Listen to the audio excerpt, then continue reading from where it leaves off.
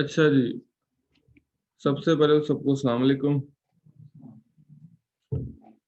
अच्छा, अब last lecture में हमने कवर किया था सोशल मीडिया मार्केटिंग, थोड़ा सा ऐसे ही है उसके जो हमने पेड ऑर्गेनिक वगैरह किया था कि किस तरह करना है, क्या होता है ऑर्गेनिक मार्केटिंग, क्या होती है पेड मार्केटिंग, क्या होती है, ये सारा हमने थोड़ा सा किया था प्रैक्टिकल। उसमें असल जो चीज थी जो हमने देखी थी वो क्या थी, क्या आपको क्रॉलिंग किस तरह मिल सकती है, कुछ याद है आप लोग अगर आपने प्रैक्टिस की हो तो? हाँ, कीवर्ड, हैशटैग कीवर्ड असल सबसे फर्स्ट नंबर पे आपका कंटेंट। हाँ जी, वो कीवर्ड उसी को कहते हैं। और सेकंडली आपका कीवर्ड। तो आप लोगों को मैंने कहा था कि अपने अपने थोड़े से पेजेस जरा जाके बनाए, तो किसी ने बनाया अपना पेज भी ऑप्टिमाइज वगैरह किया? अच्छा, पहले आप बताओ आपने क्या किया। सर मैंने पेज पे जाके अपना हम्म। पेज हम्म। बनाया। ठीक है, किस डोमेन, क्या किस चीज से रिलेटेड, के बस ऐसे ही बना दिया फिलहाल? किसे? बड़ा अच्छा किया आपने, किस रिलेटेड में है? सर कुछ आइडिया वैसे नहीं आ रहा था, लेकिन पेज बनाना था तो एक ऐसी फाउंडेशन ऑप्शन आर्ट में कर दिया। ठीक है, रैंडम बनाया ना प्रैक्टिस के लिए, आपने, और फिर ठीक है। उसको लिंक भी कर दिया इंस्टाग्राम से, और इंस्टाग्राम पे पेज बना दिया। ये सारे अच्छा किया, यानी फिलहाल आपने भी रैंडम किया ना, रैंडम। और आपने एक डोमेन पकड़ लिया। अच्छा, अब आप लोगों ने प्रैक्टिस उसकी किस तरह करनी है वो मैं आपको बता देता हूँ। आप लोगों ने उसको सबसे पहले तो ऑप्टिमाइज करना। ऑप्टिमाइजेशन मैंने आपको बताई थी उस दिन के किस तरह हम करते हैं, कि सबसे पहले तो अबाउट सेक्शन में जाके प्रॉपर एक डिस्क्रिप्शन देते हैं। उसमें हमने 2 से 3 दफा अपने कीवर्ड यूज करने होते हैं, ऐसे ही है। सबसे पहले अपने मेजर कीवर्ड्स आपने सिलेक्ट करने हैं। जैसे ये भाई क्लोथिंग पे काम कर रहा है, तो आपने देखना है कि क्लोथिंग में इस टाइम ट्रेंडिंग में कौन सी पोस्टें चल रही हैं, कौन से कीवर्ड चल रहे हैं, वो आपको फेसबुक से मिल जाएंगे। या अगर आपने पैसे खर्च करने हैं तो आप, सॉरी, अगर आपने थोड़ा टाइम थोड़ी मेहनत और लगानी है तो आप गूगल एनालिटिक्स का यूज करेंगे। वो आपको ओवरऑल बता देगा। गूगल एनालिटिक्स कैसे हम यूज करते हैं कीवर्ड सिलेक्शन के लिए, वो आज का हमारा मेजर एक काम होगा। वो मैं आपको करके दिखाऊंगा कि गूगल एनालिटिक्स से हम एग्जैक्ट कीवर्ड्स किस तरह निकाल सकते हैं। ये एक बहुत जरूरी चीज है। इसलिए आज का जो लेक्चर है आप लोगों ने काफी ध्यान से अपने जो नोट्स वगैरह बनाने। सबसे पहले मैं पिछला थोड़ा कवर कर दूं कि सोशल मीडिया मार्केटिंग हम देखते थे कि ऑर्गेनिकली किस तरह करते हैं, पेड किस तरह करते हैं। उससे रिलेटेड कोई क्वेश्चन है तो आप पूछो, ताकि फिर हम आगे चलें सोशल मीडिया मार्केटिंग से रिलेटेड। कोई भी क्वेश्चन है तो पूछो। हाँ। सर अगर मतलब मेरी ऑडियंस किसी दूसरी कंट्री से है, यूएसए की है, तो मैं अपनी हर पोस्ट में अपनी उस लोकेशन को ऐड करूँगा, इतना ऐड करूँगा, या फिर ऐसे ही उसी टाइमिंग पे, या तो मेरी नहीं, तो है ना। आप आपका बेसिकली क्वेश्चन ये है कि मैं जिस एरिया से हूँगा मैंने टाइमिंग उस हिसाब से करनी है कि नहीं? सर मैं अभी पाकिस्तान में हूँ, हाँ। तो मेरी जो सी ऑडियंस है टारगेट वो यूएसए में, यूएसए की है। तो मैं जब इंस्टा पे पोस्ट करूँगा, मैं चाहता हूँ यूएसए की ऑडियंस तक पहुँचे, तो फिर मैं लोकेशन उधर करूँगा। बिल्कुल बिल्कुल। इसका कोई इशू तो नहीं होगा? देखो मेरी बात सुनो, अगर आप अपने सोशल मीडिया को लोकेशन ही नहीं बताओगे तो उसको कैसे पता लगेगा मैंने पोस्ट कहाँ दिखानी है? अगर आप आउट ऑफ कंट्री कर रहे हो तो, पाकिस्तान में कर रहे हो, अगर आप पाकिस्तान में, फिर तो आपको जरूरत ही नहीं है ना। अगर आप आउट ऑफ कंट्री के लिए कैंपेन डिजाइन कर रहे हो तो लोकेशन तो आपको डेफिनेटली लगानी पड़ेगी। हर पोस्ट में जो जो पोस्ट आप बूस्ट करोगे। तो बहुत नहीं वैसे ऑर्गेनिक। ऑर्गेनिकली तो देखो ना, अगर आपका यूएई बेस्ड पेज है तो उस पर ऑडियंस भी ऑब्वियसली यूएई की होगी। अमेरिका बेस्ड पेज है तो उसकी ऑडियंस भी ऑब्वियसली अमेरिका की होगी। तो उस पर तो रैंडम आपने सिर्फ टाइम का ख्याल करना। टाइम का भी, और मैं पूछ रहा हूँ एक ऑप्शन आती है ना जब आप पोस्ट करते हो इंस्टाग्राम पे, लोकेशन की भी ऑप्शन आती है। यार देखो ना, वो तो एक सेकंड ऑप्शन है ना, वो तो आप अगर डाल लोगे तो बहुत बेहतर है। अगर नहीं डालोगे तो ऑडियंस आपकी वहां की देख रही है, इसलिए आपने टाइम का ख्याल ज्यादा करना। जो लोकेशन सबसे ज्यादा मैटर करती है वो होती है आपकी पेड कैंपेन में, ताकि एग्जैक्ट उसी जगह के लोग देखें। समझ लगी बात? क्योंकि देखो फेसबुक पे आपको हर पोस्ट पे लोकेशन का जो है ना वो मिलेगा। अगर आप वो लगा दोगे तो बहुत बेहतर है। इंस्टा पे भी मिलेगा, लगा दोगे तो बहुत बेहतर है। उससे उसकी तो प्रैक्टिस, उससे अच्छी प्रैक्टिस ही कोई नहीं। लेकिन अक्सर होता है कि आपसे रह जाती है, तो उसमें घबराने वाली बात नहीं है। आपने टाइम का ख्याल रखना है कि जैसे देखो ना, यहाँ पे दिन होता है, वहां पे रात होती है। अब आप यहाँ पे दिन में पोस्ट कर दोगे, वहां की तो रात होगी, तो उस तरह आपको फायदा नहीं होगा। तो आपने उस पोस्ट को शेड्यूल इस हिसाब से करना है कि वहां पे वर्किंग आवर्स हो, जिस टाइम वो पोस्ट डिस्प्ले हो, और लोकेशन डालोगे तो वो तो बहुत बेहतर है। सर दूसरा ये है कि मतलब मेरा जो सा कंपटीटर है उसकी टाइमिंग का तो पता लग जाता है कि इसने किसको किस टाइम पे पोस्ट करना है। हाँ, जो भी प्रीवियस टाइमिंग अगर 6 महीने में की हो ना, टाइमिंग का पता लग जाता है। उसका ये हम पता लगा सकते हैं कि ये किस कंट्री से मैनेज कर रहा है, यानी किस एरिया से ये पब्लिश कर रहा है। अच्छा एक सेकंड, ऑनलाइन जिसको मेरी आवाज आ रही है वो यस कर दे, ताकि मुझे क्लियर हो जाए। और सेकंडली ऑनलाइन भी जिसको क्वेश्चन है सोशल मीडिया से रिलेटेड, वो पूछ ले। अच्छा अब आप बताओ। तो मतलब मेरा इंस्टा पे एक पेज है, मैंने अपना कंप्यूटर देखा, मुझे नहीं पता कहाँ से वो कर रहा है, ठीक है ना। मैं उसके स्टेप में गया, उसकी टाइमिंग मैंने पता कर ली कि अच्छा ये इस टाइम पे पोस्ट करता है, उसको अपने लोकल टाइम में कन्वर्ट कर लिया। अब मैंने देखना है कि वो किस एरिया से अपना पेज को मैनेज कर रहा है। भजन, आप कहना ये चाह रहे हो कि मैं किसी का आईपी ट्रेस कर सकता हूँ कि नहीं? आईपी से पता चलेगा नहीं। तो इस तरह तो फिर हालत मच जाए पूरी दुनिया में, अगर आप एक दूसरे को ट्रेस ही करने लग पड़ो। ये देखो, टाइमिंग एक पता लगवाना वो एक बड़ी माइनर चीज है। किसी की लोकेशन ही आप पता लगवा लो, वो तो एक बड़ा मसला हो। वो आप पता लगवाने में कोई अर्ज नहीं वो, लेकिन लाखों रुपए के सॉफ्टवेयर आते हैं वो बाय, और वो होते भी सिर्फ एजेंसीज के पास है, या जो आपकी फोर्सेज है उनके पास है। या थर्ड ऑप्शन आपका हैकिंग है, हैकिंग आनी चाहिए आपको। लेकिन इस तरह रैंडम तो आप किसी का आईपी एड्रेस पता ही नहीं, लोकेशन पता ही नहीं ना लगवा सकते। आप इतना पता लगवा सकते हो कि वो अमेरिका से लोकेट कर रहा है, वो यूएई से लोकेट कर रहा है, वो पाकिस्तान से लोकेट कर रहा है, इतना आप आइडिया लगा सकते हो। लेकिन अगर आप कहो जी कि मैं बिल्कुल उसकी एग्जैक्ट लोकेशन, ये पॉसिबल नहीं है। और आप पेज का पता लगा सकते हो सिर्फ कि पेज कहाँ से ऑपरेट हो रहा है, पेज चलाने वाला नहीं। हाँ, कहाँ से मुराद कंट्री होगी, किस पेज, हाँ हाँ वो आप पता लग जाता है। लेकिन जो पेज चलाने वाला है, जैसे मैं पेज चला रहा हूँ, पेज अमेरिका का है ये पता चल सकता है, लेकिन मैं पाकिस्तान बैठ के चला रहा हूँ ये पता नहीं चलेगा। भाईजान, पेज का ओरिजिन पता चल सकता है कि वो पेज है किस कंट्री का। ओरिजिन समझ दो आप, पेज का ओरिजिन, कि पेज है किस कंट्री का, वो आप पता लगा सकते हो। लेकिन जो उसको चला रहा है वो कहाँ बैठ के चला रहा है, ये आप नहीं पता लगा सकते। हाँ, जो चीजें वगैरह डाली हैं, आप उसको अबाउट में जाके देखोगे, जब उसका ऑडिट करोगे तो आपको पता लग जाएगा कि वो पेज कहाँ का है। क्या करना है? हाँ, इसमें सर एक जो सी मेजर है ना कंटेंट कैलेंडर, इसमें पोस्ट को अपने मतलब एक हफ्ते का मैंने कंटेंट कैलेंडर बनाना है, तो मैं एक हफ्ते की पोस्ट को शेड्यूल पे डाल दूंगा या फिर एक्सेल में उसकी लिस्ट बनाऊंगा? नहीं, शेड्यूल करोगे आप। तरीका तो यही है कि शेड्यूल करोगे। शेड्यूल में सारी चीजें करके हर चीज आप जो पोस्ट शेड्यूलिंग का तरीका सेम वही होता है जिस तरह आप जनरल पोस्टिंग कर रहे हो, बस फर्क ही होता है कि उसमें आप टाइम डिसाइड कर लेते हो। ये कंटेंट का यही चीज है। कंटेंट क्या? कैलेंडर, हाँ, शेड्यूलिंग कैलेंडर, जो मर्जी नाम दे दो। हम शेड्यूलिंग पोस्ट का नाम देते हैं उसको, जो पब्लिशिंग टूल में आता है। तो फेसबुक तो शेड्यूलिंग किसको कहता है ना, बाकी नाम इसके कई हैं। सर एक लास्ट चीज बस है, फेसबुक पे जब हम कोई पोस्ट शेड्यूल करते हैं ना, तो उस वक्त उसमें आर्टिस्ट का ऑप्शन नहीं होता। ये हो ही नहीं सकता, आपने सही तरह शेड्यूल नहीं की।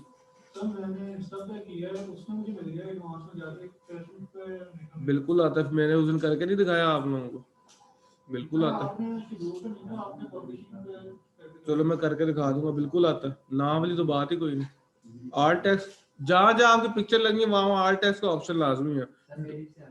हाँ जी, जब आप पिक्चर शेड्यूल करते हो ना, तो एक छोटा सा आइकन बन जाता है पिक्चर का, ऐसे ही है।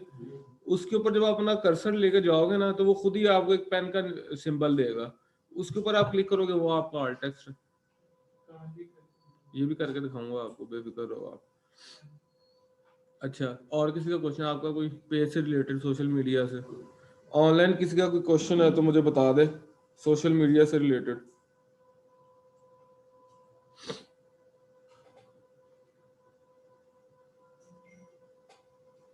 ऑनलाइन वालों को आवाज आ रही है मेरी?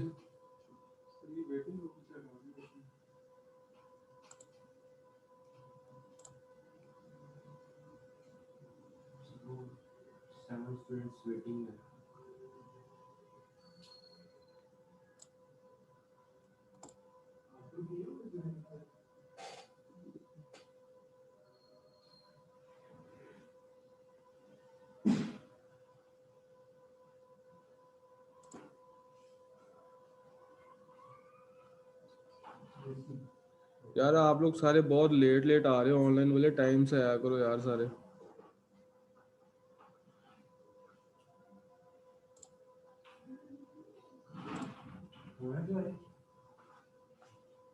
ऑटो दिया वो। नहीं ऑटो हो गया वो, ठीक है। हो रही है।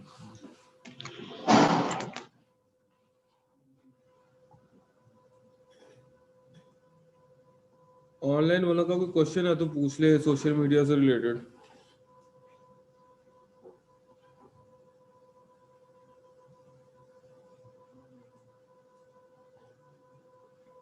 अस्सलाम वालेकुम सर।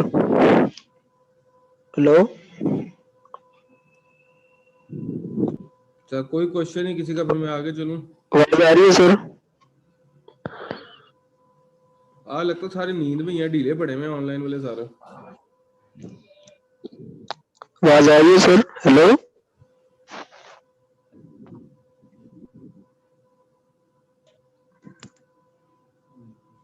चलो जी, अब आ जाओ फिर। आज हम अपना सेकंड फेज स्टार्ट करेंगे डिजिटल मार्केटिंग का, जो कि बहुत इंपॉर्टेंट है। सब ने बहुत ज्यादा अटेंटिव रहना है, क्योंकि एसईओ एक बड़ी क्रिटिकल सी चीज है। ठीक है, एसईओ सोशल मीडिया से अगर कंपेयर किया जाए तो थोड़ी जरा ट्रिकी है और टाइम टेकिंग है। एसईओ होता क्या है बेसिकली? एसईओ हम कहते हैं सर्च इंजन ऑप्टिमाइजेशन। ठीक है जी, यानी आपके जितने भी सर्च इंजन बने हुए हैं, चाहे वो गूगल हो, गूगल के अलावा किस सर्च इंजन का नाम सुना आपने? बड़ी अच्छी, शुक्र है पता आप लोगों को इस चीज का। यानी गूगल हो गया, बिंग हो गया, याहू हो गया, आस्क हो गया, इस तरह के जितने भी सर्च इंजन हैं, अपनी वेबसाइट को यहाँ पे ऑप्टिमाइज करके रैंक करवाने को हम सर्च इंजन ऑप्टिमाइजेशन कहते हैं। अच्छा जी, स्क्रीन शेयर है सबको मेरी? नजर आ रहा है सब? गूगल नजर आ रहा है ना सबको? ठीक है। अच्छा, अब मिसाल के तौर पे मैं गूगल पे कोई भी वेबसाइट लिखता हूँ, जैसे गूगल का अपना नाम है, हम लिख या वो ऑटो पे है, वो आते रहेंगे।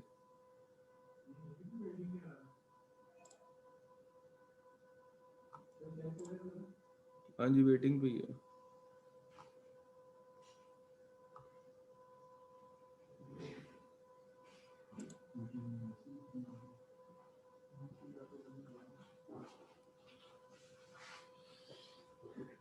नहीं आ रही।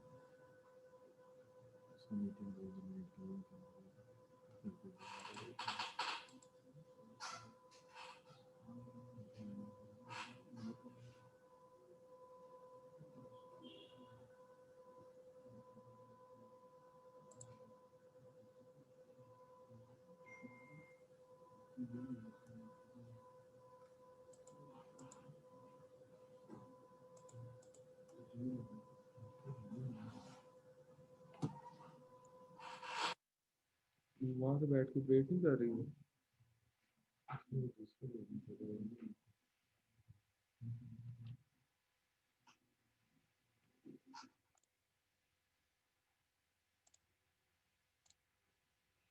अच्छा अब ये देखो, जिस तरह मैंने ये गूगल पे एक कीवर्ड डाल दिया कॉल ऑफ ड्यूटी, जो कि गेम है। अब आप ये देखो कितनी वेबसाइट इस पे शो हो रही है, 9 तक ये पेज जा रहे हैं।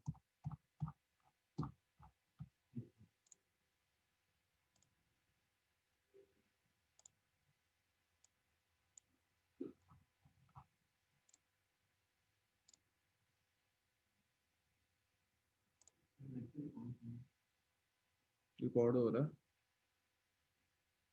अच्छा ये देख लो आप, सिर्फ मैंने अभी कॉल ऑफ ड्यूटी लिखा है, यानी ये एक कीवर्ड है जो कि हमने डाला है। ठीक है, अब आप ये देखो कितनी वेबसाइट्स आ गई हैं इसके ऊपर, देखा आपने? कभी आपने सोचा कि ये लाइन से ऑर्डर में किस तरह आ रही है? ये ये जो सबसे पहले वाली है, एंड वाली, ये टॉप पे क्यों नहीं आ रही? या जो टॉप वाली आई सबसे एंड पे क्यों नहीं आ रही? आप क्या कह रहे हो? नहीं, ट्रैफिक तो बहुत बात की बात है ना। क्या? नहीं, कंटेंट ऑप्टिमाइजेशन हुई हुई है। अब इस ऑप्टिमाइजेशन कैसे हुई हुई है उसको हम एसईओ कहते हैं, सर्च इंजन ऑप्टिमाइजेशन। इन्होंने अपनी अपनी साइट की एसईओ की हुई है। जिनकी एसईओ इस कीवर्ड पे जितनी स्ट्रांग है उतनी अच्छी उसको प्लेसमेंट मिली हुई है। अब समझ लगी बात है, गेम क्या है? जिसने इस कीवर्ड पे जितनी स्ट्रांग एसईओ की हुई है उतना ही अच्छा रैंकिंग उसको उसकी साइट की मिल रही है। ये एक बेसिक सा कॉन्सेप्ट है एसईओ का। जी जी।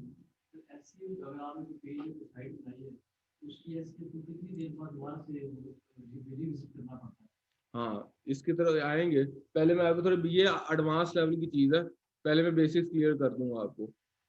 अच्छा अब समझ लगी कि गेम के एसईओ के पीछे, कि आपने अपने कीवर्ड के ऊपर एसईओ करनी है। आपने अपने जो है वेबसाइट की ऑप्टिमाइजेशन करनी है। एसईओ खाली ये नहीं है कि एक कीवर्ड के ऊपर बैकलिंक लगा दिया आपकी एसईओ होगी, नहीं। अपने पास नोट कर लो आप, एसईओ डिवाइडेड होती है दो चीजों पे।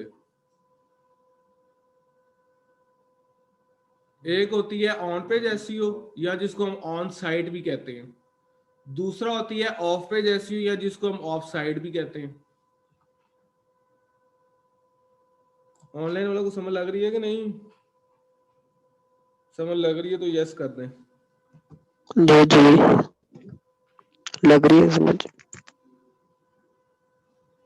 अच्छा चलो पहला यस आ गया।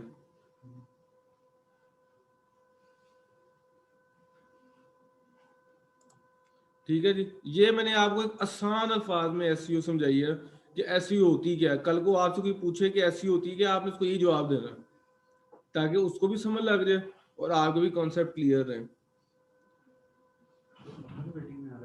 नहीं फिलहाल तो ठीक है जी। अब एसईओ दो चीजों पर डिवाइड होती है, एक हम कहते हैं ऑन पेज एसईओ, दूसरा हम कहते हैं ऑफ पेज एसईओ। अब ऑन पेज एसईओ एक बहुत ट्रिकी चीज है और टाइम टेकिंग चीज है, क्योंकि ऑन पेज एसईओ हम करते हैं आपकी वेबसाइट के ऊपर, कि आपकी वेबसाइट की फिजिकल प्रेजेंस कैसी है। अब इसकी एग्जांपल मैं आपको देता हूँ, क्योंकि अब ये हर चीज मैंने आपको एग्जांपल के साथ समझानी है, तो आपने गौर से सुननी है सारी बातें।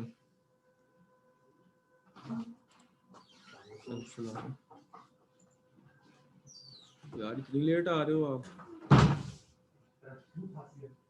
100 रुपया जुर्माना है जो लेट आ रहा है।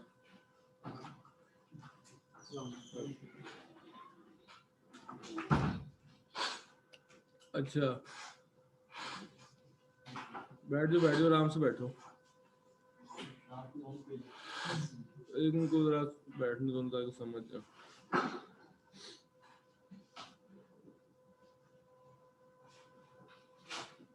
अच्छा, अब ऑन पेज एसईओ में क्या बता रहा था कि जो आपकी वेबसाइट की प्रेजेंस होती है ना, उसके ऊपर जो हम ऑप्टिमाइजेशन करते हैं उसको ऑन पेज एसईओ कहते हैं। उसमें आपके वेबसाइट के कीवर्ड्स, टाइटल, डिस्क्रिप्शन, कंटेंट, हर चीज वो आपकी कवर कर देता है। ठीक है, अब ऑन पेज होता कहाँ है और किस तरह होता है? मिसाल के तौर पे हमारे पास एक हमारी अपनी वेबसाइट है टेक्नो की।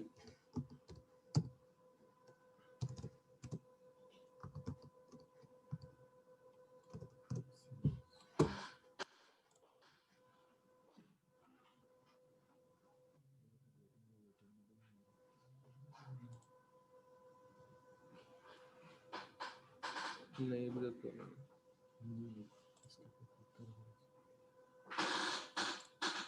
बच्चे क्या है, आवाज नहीं आ रही। नहीं है सर, वेटिंग में नहीं आ रही, ज्वाइन हो रही है तो नेट स्लो होना।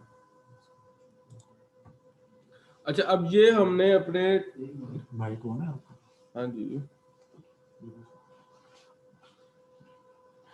हमने ये वेबसाइट टेक्नो की ओपन कर दी है। ठीक है, अब इसकी ये जो ऑनलाइन प्रेजेंस है, इसकी ऑप्टिमाइजेशन जो इसके ऊपर होगी हम उसको ऑन पेज कहेंगे। जैसे इसके ऊपर जितना भी काम हो रहा है ऑप्टिमाइजेशन का, वो ऑन पेज एसईओ है। ये आपको नजर आ रही हैं ये चीजें? इनमें कीवर्ड्स की सिलेक्शन से लेके, आपको कोई बात तो पूछ लो, कुछ चीज समझ नहीं लग रही? अच्छा, कोई मसला तो पूछो, कितना क्या कोई टेंशन की बात है।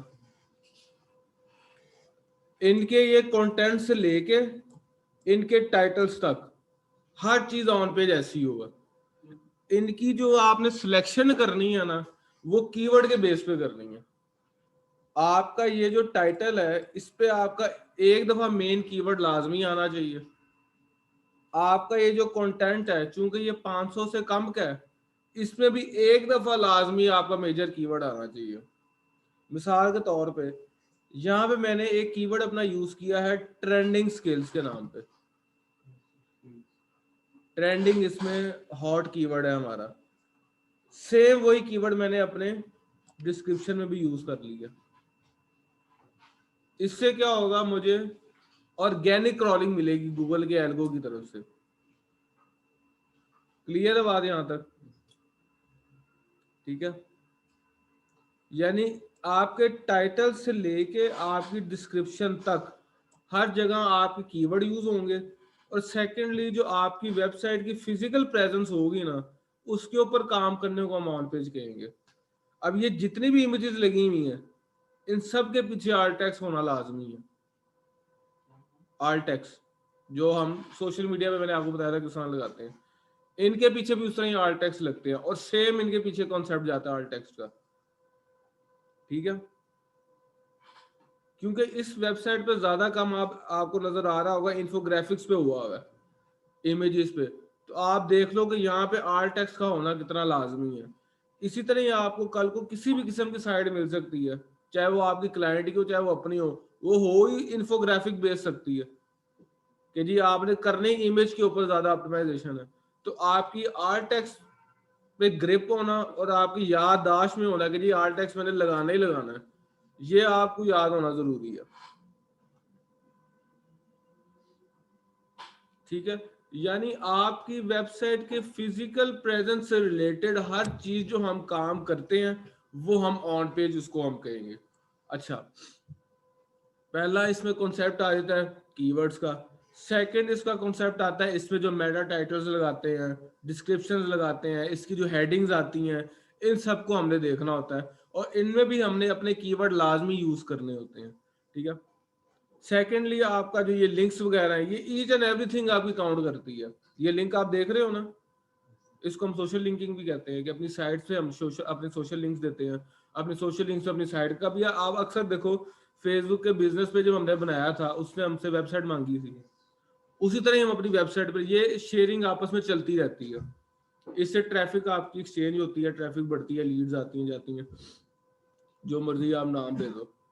अच्छा, आपकी जो ऑन पेज एसईओ है ना, गूगल सिर्फ इसी को मानता है, ये भी आपको बता दूं। गूगल कहता है कि आपकी वेबसाइट की प्रेजेंस इतनी स्ट्रांग होनी चाहिए कि इसको ऑफ पेज की जरूरत ना पड़े। ऑफ पेज को गूगल ब्लैक एड समझता है, लेकिन अनफॉर्चुनेटली हम ऑफ पेज के बगैर सरवाइव कर ही नहीं सकते, क्योंकि अब कंपटीशन बहुत ज्यादा हो गया है। अब लग रही बात? गूगल के अकॉर्डिंग टू सिर्फ एसईओ जो है वो ऑन पेज एसईओ है, जो गूगल जिसको मानता है, जो गूगल के पांगा और पेंगुइन मानते हैं। गूगल का जो पांडा है, गूगल का जो पेंगुइन है, ये एल्गो चेकिंग है क्या, ये आपकी वेबसाइट्स के म्यार वगैरह चेक करता है, उस पर क्रॉलिंग करता है आगे कि उस हिसाब से फिर उसको हिट जिसको लगानी हो हिट लगाता है, जिसको रैंकिंग देनी हो रैंकिंग देता है। अच्छा, अब गूगल ये कहता है जी कि सिर्फ आपकी ऑन पेज एसईओ स्ट्रांग होनी चाहिए, और इतनी स्ट्रांग होनी चाहिए कि मैं मजबूर हो जाऊं इसको टॉप पे रैंक करवाने पे। लेकिन आपको उसका दूसरा एस्पेक्ट भी बता दूं कि कल को आपने मार्केट में जाना है, खाली इस बात पे ना रहना है, क्योंकि वेरी अनफॉर्चुनेटली हम ऑफ पेज के बगैर सरवाइव कर ही नहीं सकते, क्योंकि हर कीवर्ड पे लाखों वेबसाइट्स का कंपटीशन है। ऑफ पेज समझ लो आप एक चोर रास्ता है अपनी वेबसाइट को रैंक करवाने का। ठीक है, यहां तक सब क्लियर है सबको बात? हाँ जी, अच्छा जवाद मलिक पूछ रहे हैं। हाँ जी, हम बिल्कुल एसईओ की टाइप पढ़ रहे हैं। एसईओ मैं तो जो लेट हो गए आप लोग अब फिक्र ना करें, मैं एंड में थोड़ा सा दोबारा इसको वाइंड अप कर दूंगा। अभी आप सिर्फ जो मैं समझा रहा हूँ वो सुने गौर से। अच्छा ठीक है, कि आपकी, हाँ गूगल की हम बात कर रहे थे कि गूगल कहता है कि मैं सिर्फ ऑन पेज को मानूंगा। गूगल के एल्गो में कहीं ऑफ पेज का जिक्र नहीं होता, वो ऑन पेज से उसकी बात शुरू होती है, ऑन पेज पे ही खत्म होती है, क्योंकि उसकी नजर में of page black hat SEO है। एसईओ कुछ टाइप्स होती हैं, व्हाइट हैट जिसको हम 1 नंबर एसईओ कहते हैं, ग्रे हैट जिसको हम 2 नंबर एसईओ कहते हैं, और ब्लैक हैट जिसको हम बिल्कुल ही 3 नंबर या जो मर्जी आप कह दो 2 नंबर ही एसईओ कहते हैं। ठीक है, जेन्युइन वे एसईओ करने का व्हाइट हैट एसईओ है, जो कि सिर्फ ऑन पेज है। ठीक है, लेकिन ज्यादातर लोग यूज ही ऑफ पेज करते हैं, जिसको हम लिंक बिल्डिंग करते हैं, लिंक बिल्डिंग कहते हैं हम। ऑफ पेज क्या होती है उसको भी हम डिस्कस करते हैं, पहले हम ऑन पेज अपनी थोड़ी कंप्लीट कर लें। हाँ वो ऑफ पेज होता है लिंक बिल्डिंग, उस तरफ मैं भी आऊंगा, पहले ऑन पेज हम जरा क्लियर कर लें अपनी। हाँ व्हाइट हैट आपको हम समझ लें, यानी वो तरीका जो गूगल हमें कहता है एसईओ का, वो व्हाइट हैट एसईओ, या 1 नंबर चीज जिस नाम कहते हैं, जेन्युइन चीज जिसको हम कहते हैं। दूसरी होती है ब्लैक हैट एसईओ, जो हम कहते हैं 2 नंबर ही करना, चोर रास्ता, वो लिंक बिल्डिंग है। ठीक है, अच्छा अब इन दोनों को कोलैब करके एक और चीज आ गई है, ग्रे हैट एसईओ, यानी आधा वो व्हाइट हैट होता है, आधी वो ब्लैक हैट होती है। हमें अपने कैरियर में ज्यादातर जो काम आती है वो ग्रे हैट एसईओ है। यहाँ जो ज्यादातर हम एसईओ वाले लोग करते हैं, ना हम प्रॉपर व्हाइट हैट करते हैं, ना हम प्रॉपर ब्लैक हैट करते हैं, हमने एक दरमियानी रास्ता निकाल लिया हुआ है जिसको हम ग्रे हैट एसईओ कहते हैं। हम क्या करते हैं, थोड़ी सी उसकी ऑन पेज पे अच्छा काम कर लेते हैं, थोड़ी सी उसकी लिंक बिल्डिंग भी करते रहते हैं। ठीक है, यानी ये दोनों चीजें हम साथ लेके चल लेते हैं। समझ लग गई? ज्यादातर आपके कैरियर में आगे चल के जो चीज काम आएगी वो होगी आप ग्रे हैट एसईओ, यानी आपको व्हाइट हैट भी आनी चाहिए, आपको ब्लैक हैट का भी ऑफ पेज का भी होना, लिंक बिल्डिंग का होना चाहिए। ठीक है जी, अब ऑन पेज का मैं आपको बता रहा था, अब देखो जिसने हमने एड्रेस अपडेट किया हुआ है, कोर्सेज, यानी ईच एंड एवरीथिंग आपकी वेबसाइट की जो प्रेजेंस होगी ना, ये इतनी नफासत से, इतनी अच्छी सिलेक्शन से होनी चाहिए कि गूगल मजबूर हो जाए कि यार इन इन कीवर्ड्स पे मैंने इसी को रैंक करवाना है। जैसे कोई अगर ये हमारी ट्रेनिंग की वेबसाइट है, तो मजा तो तब आए ना अगर कोई गूगल पे लिखे कि best training institutes in Lahore और टॉप पे हमारी वेबसाइट है। देखना ट्रैफिक, किसी ने भी अगर कोर्स करना है तो वो ये देखेगा ना, लिखेगा गूगल के ऊपर कि best training institutes in Lahore, ठीक है, या free training institutes in Lahore, या discounted training institutes in Lahore. इस तरह के कीवर्ड ही हम अमूमन सर्च करते हैं ना, जिससे हमारे पैसे भी बचे, टाइम भी बचे, हमारा काम भी हो जाए।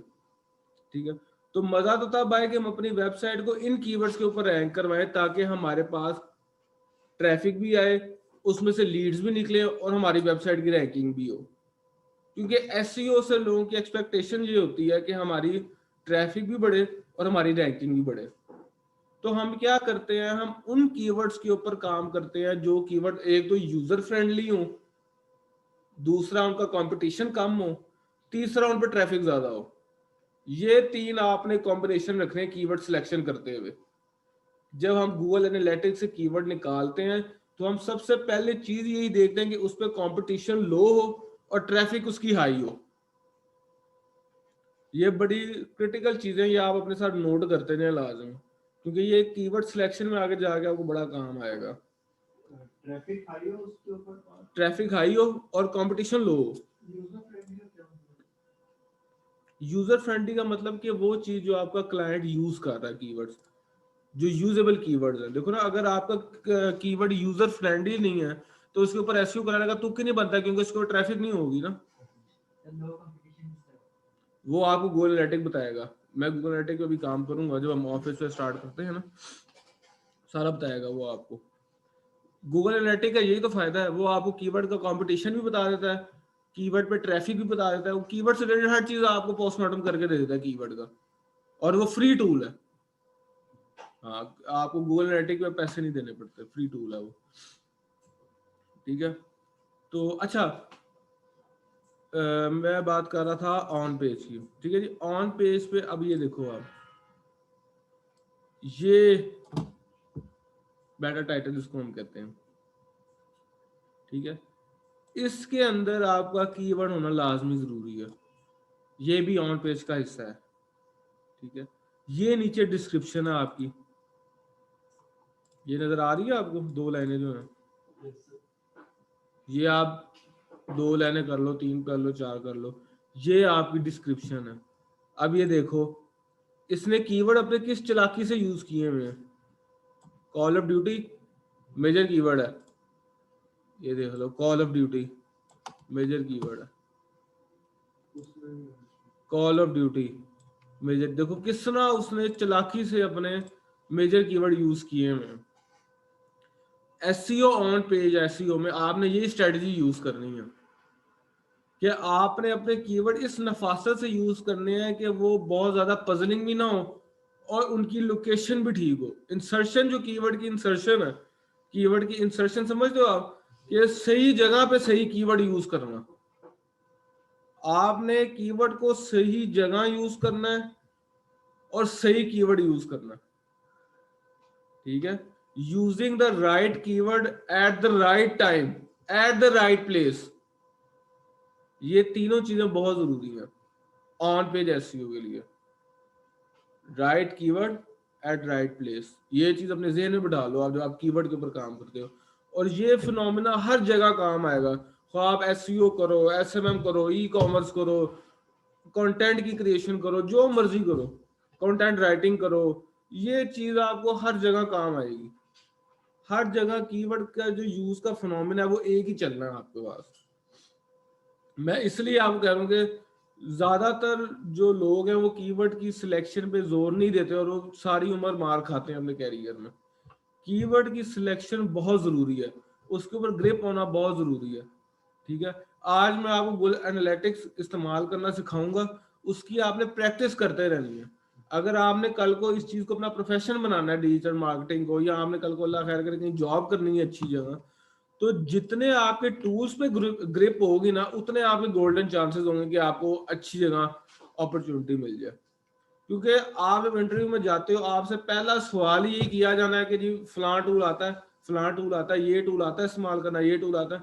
और अगर आपने टूल्स इस्तेमाल ही नहीं किए होंगे या आपको टूल्स का नाम भी नहीं पता होगा, तो फिर आप किस तरह सर्वाइव करोगे मार्केट में। कंपटीशन बहुत है मार्केटिंग में।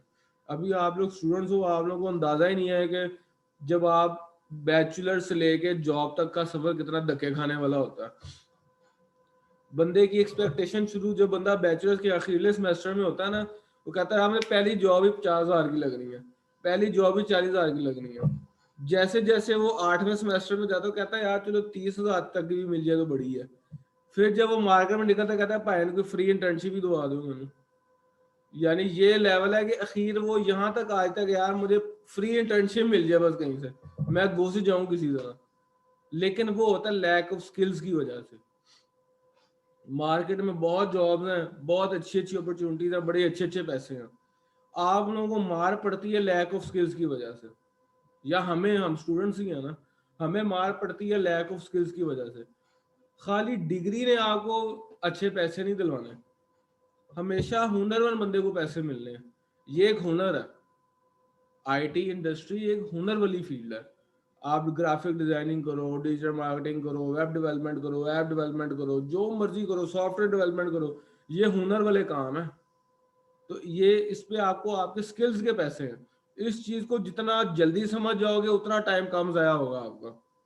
वरना आप देख लो मार्केट में स्टूडेंट्स के क्या हालात हैं, जो फ्रेशली, स्पेशली जो फ्रेशली ग्रेजुएट्स है ना, आप लोगों को ये कोर्स करवाने का मकसद ही यही है कि चलो आप एक्सपर्ट बन के ना निकलो, कम से कम इंटरव्यू या कोई क्लाइंट पकड़ने काबिल तो आप हो जाओ, कोई बेसिक काम पकड़ने लिए तो हो जाओ आप।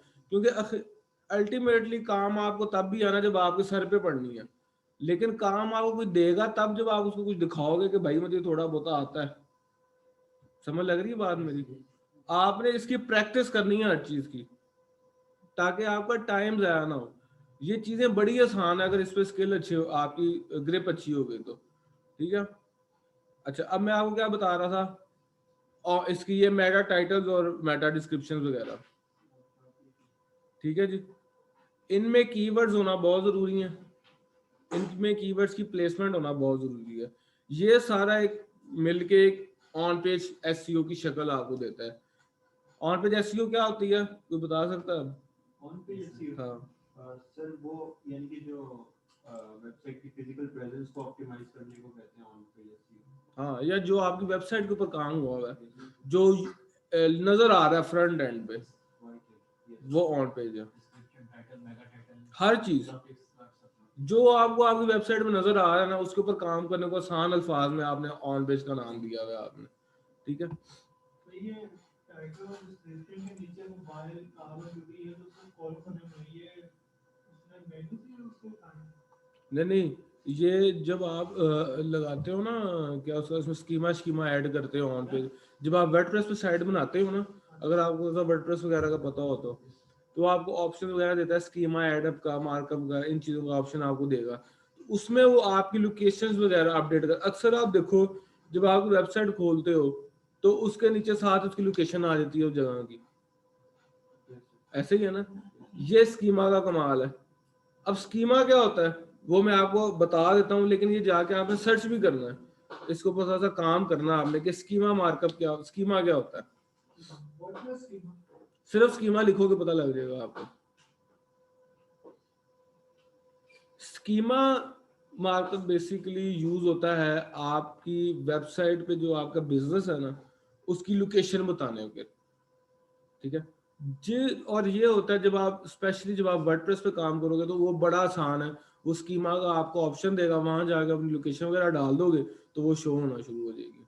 ठीक है, उसके बाद सबसे जरूरी है वेबसाइट की इंडेक्सिंग। अगर आप अपनी वेबसाइट को इंडेक्स नहीं ना करवाओगे, वेबसाइट इंडेक्स होने का मतलब होता है, ये भी लिखो, वेबसाइट इंडेक्सिंग बहुत जरूरी है।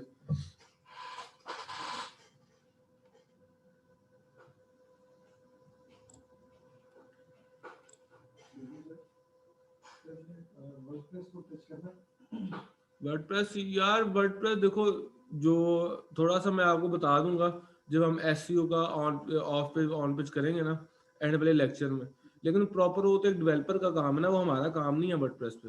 जब आप डिजिटल मार्केटिंग करोगे तो आपसे वर्डप्रेस पे कोई काम नहीं करवाएगा, आपका तो काम ही नहीं है ना, वो तो डेवलपर का काम है।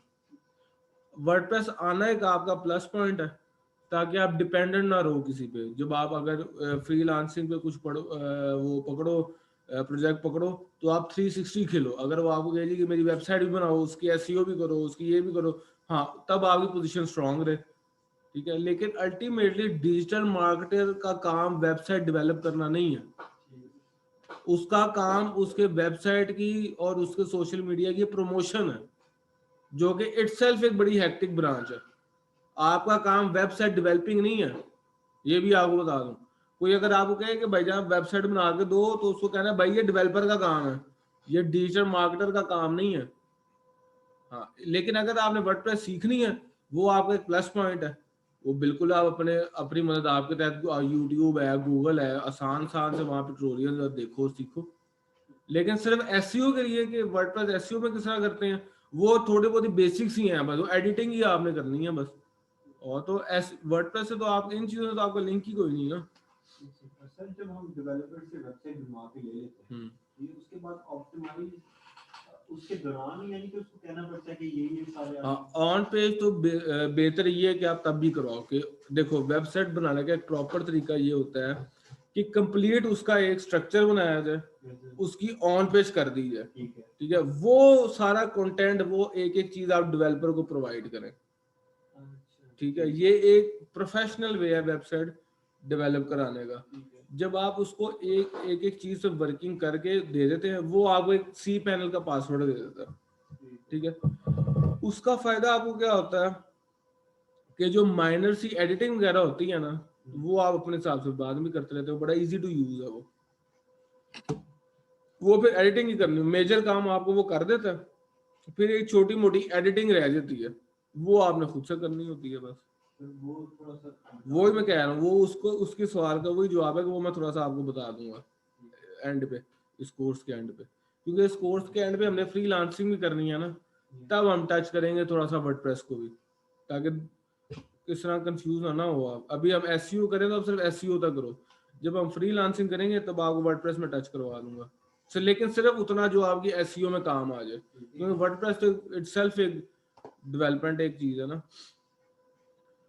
तो अच्छा, अब ऑन पे समझ लग गई आपको? हाँ, स्कीमा आपको बताया ना मैंने। जब हम स्कीमा बेसिकली होता है कि आपकी जो बिजनेस या आपकी जो साइट है ना, वो लोकेशन आपको यहाँ पे शो होती है, जहाँ पे से आपको ये शो हो रहा है। इसके पीछे पेजेस बने हुए हैं। हाँ, ये तो पेजेस है ना। मोबाइल का, हाँ बिल्कुल, ये पेजेस है, ये पेज ये। अच्छा, स्कीमा से भी ज्यादा जरूरी है इंडेक्सिंग। इंडेक्सिंग है तो आपकी वेबसाइट है, इंडेक्सिंग नहीं है तो आप जितनी मर्जी मेहनत कर लो वेबसाइट पे, आपकी वेबसाइट कचरा है। क्योंकि इंडेक्सिंग आसान अल्फाज में हम कहते हैं अपनी वेबसाइट को गूगल के खाते में रजिस्टर्ड करवाना। ये जितनी भी वेबसाइट है, अगर ये इंडेक्स ना हुई हो तो ये यहाँ पे शो नहीं होंगी। गूगल सर्च कंसोल में जाके हमें अपनी वेबसाइट को इंडेक्स करवाना पड़ता है, अपनी वेबसाइट्स का यूआरएल देना पड़ता है। वो उसको 1-2 दिन ले, 1 घंटा ले, वो उसकी मर्जी है। वो आपकी वेबसाइट को प्रॉपर रिव्यू करता है, फिर उसको ऑनलाइन करता है गूगल सर्च कंसोल। सर एक जगह उन्होंने पूछा था कि जो सा गूगल का एल्गो है, क्रॉलर है, वो वेबसाइट को कितनी देर बाद दोबारा क्रॉल करता है? भाई वो उसकी मर्जी है, लेकिन उसने एक दफा तो मिनिमम उसने आपके पेज पे आना ही आना। कितने अर्से बाद? यार वो 1 दिन में भी आ सकता है, 1 महीने में भी आ सकता अगर है। हम पोस्ट या पब्लिश करें तो वो कितने टाइम के अंदर उसको क्रॉल कर लेगा? यार वैसे तो मिनिमम 24 आवर्स तो होते हैं, अच्छा, लेकिन ज्यादा उसकी मर्जी, उतना मर्जी टाइम ले। हाँ, ये इसका कोई फिक्स टाइम है, क्योंकि देखो ना कंपटीशन बहुत है ना, अरबों खरबों वेबसाइट है, और उसने सबको चेक एंड बैलेंस रखना है। अगर ये इंटरव्यू में कोई क्वेश्चन पूछे तो उसका यही जवाब है। अब ये देखो ना, मेरी बात सुनो, अगर हम गूगल को ओरिजिनली चेक करें, क्वेश्चन क्या था आपका? सर उन्होंने इंटरव्यू में पूछा कि वेबसाइट पे गूगल का क्रॉलर कितनी देर बाद हमारा विजिट लगता है?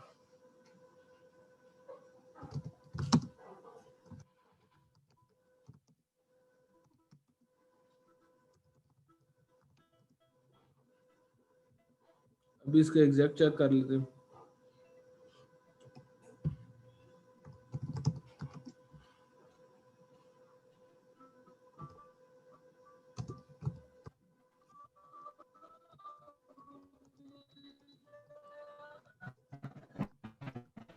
क्योंकि इसकी कोई एग्जैक्ट टाइम नहीं होता मेरा ख्याल है, लेकिन देख लेते हैं।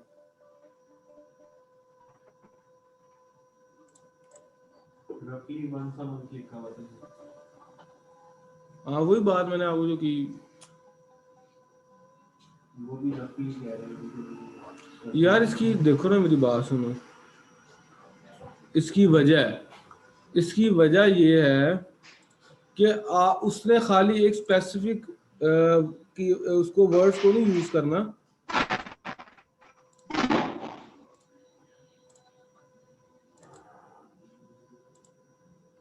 देखो हजारों वेबसाइट हैं, खरबों अरबों वेबसाइट है, क्रॉलर ने सबको क्रॉल करना।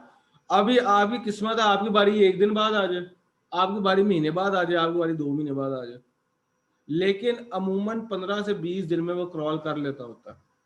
अगर कोई पोस्ट पब्लिश करें ना करें तब तो आप उसके रिकॉर्ड में ही नहीं हो ना। अगर कोई पोस्ट पब्लिश करें, हाँ, फिर तो उसने करना ही करना ना। वो 15-20 दिन भी ले सकता है, महीना भी ले सकता है, 1 दिन भी ले सकता है, ठीक है, वो कोई एग्जैक्ट टाइम, लेकिन मिनिमम उसका टाइम 1 दिन का होता है। हाँ, 1 दिन से कम नहीं, 1 दिन उसने लेना ही लेना है, 1 दिन से ऊपर है वो जितना मर्जी ले। तो क्योंकि कंपटीशन बढ़ा ना, पहले वाली बातें तो है नहीं कि हाँ क्या पूछेगा, एक पोस्ट पे दोबारा वो कॉल करेगा कि नेक्स्ट पोस्ट पे दोबारा क्लिक होगा, क्रॉलिंग उसकी चलती रहेगी। अब जैसे उसने 1 महीने बाद एक क्रॉल पे किया ना, 1 महीने बाद दोबारा आएगा आपकी पोस्ट पे। अगर नई पोस्ट ना भी हो ना नहीं, उसने आपका कीवर्ड चेक कर, देखो ना मेरी बात सुनो, फिर तो एसईओ का कॉन्सेप्ट ही खत्म हो गया ना। एसईओ एक लॉन्ग टर्म प्रोसेस है जो आपने करने, अगर आपने एक कीवर्ड पे चाह रहे हो कि आपकी वेबसाइट रैंक करे, तो आपने उस पे एसईओ करनी ही करनी है हर टाइम।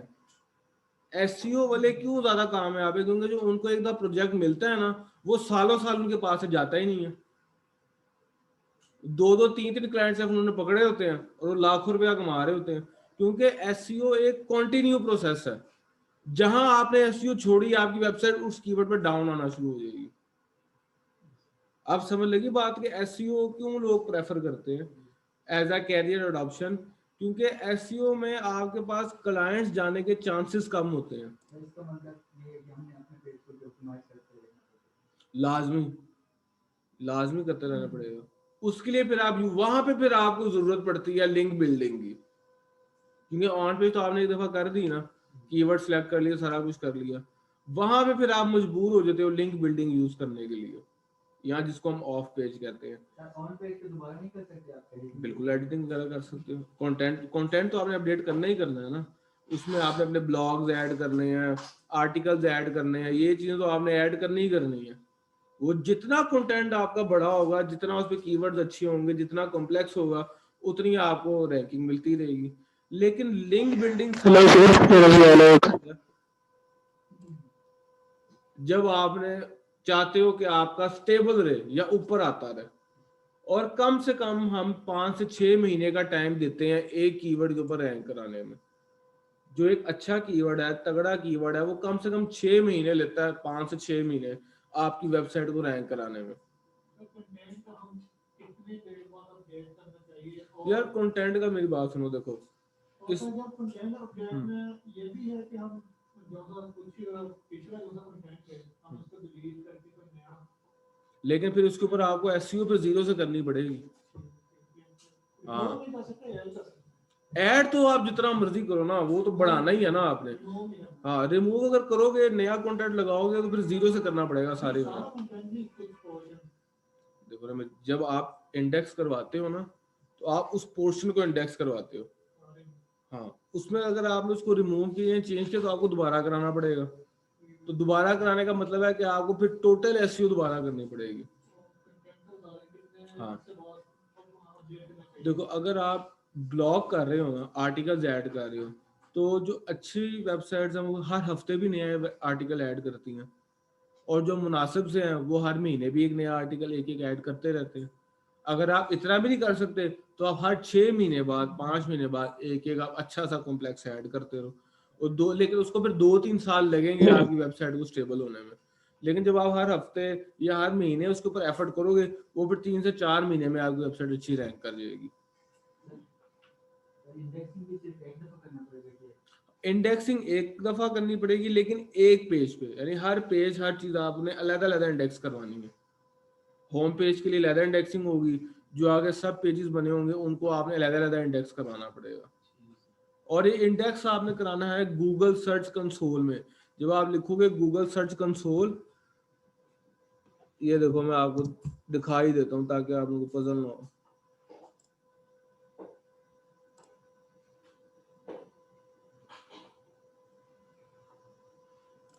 जब आप ये लिखोगे गूगल सर्च कंसोल,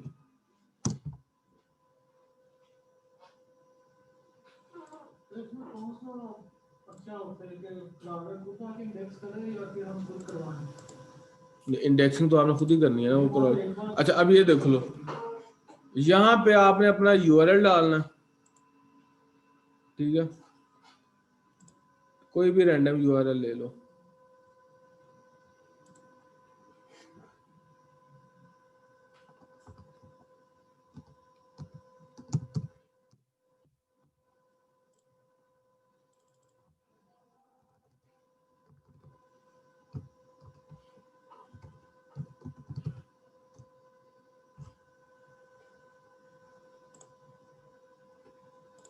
उसी को कॉपी पेस्ट कर दो।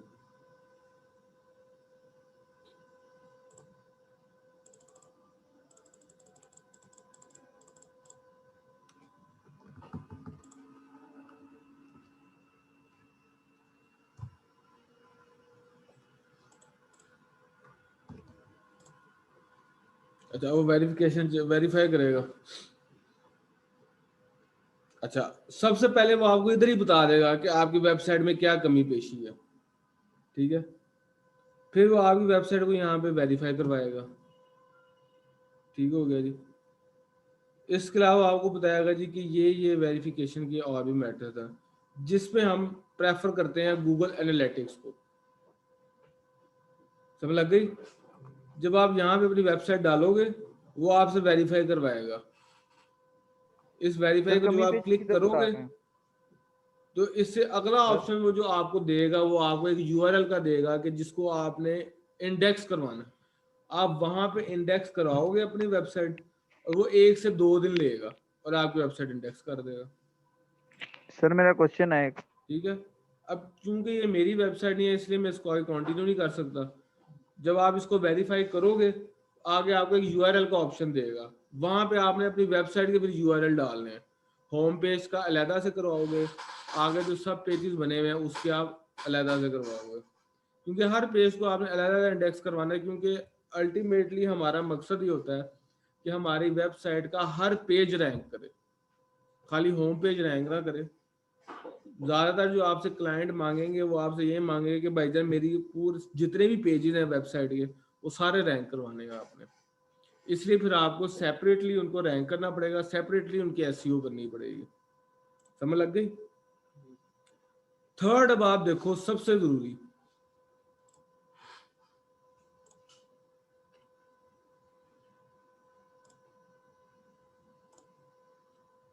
Google keyword planner.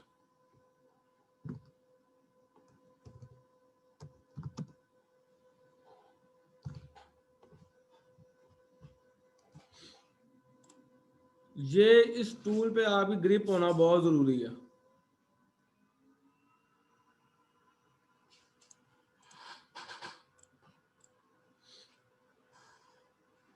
ये देखो, ठीक है, जब आप गूगल कीवर्ड प्लानर खोलोगे तो आपने आना है किस पे, go to keyword planner. Online वालों को स्क्रीन नजर आ रही है मेरी? यस कर दे नीचे।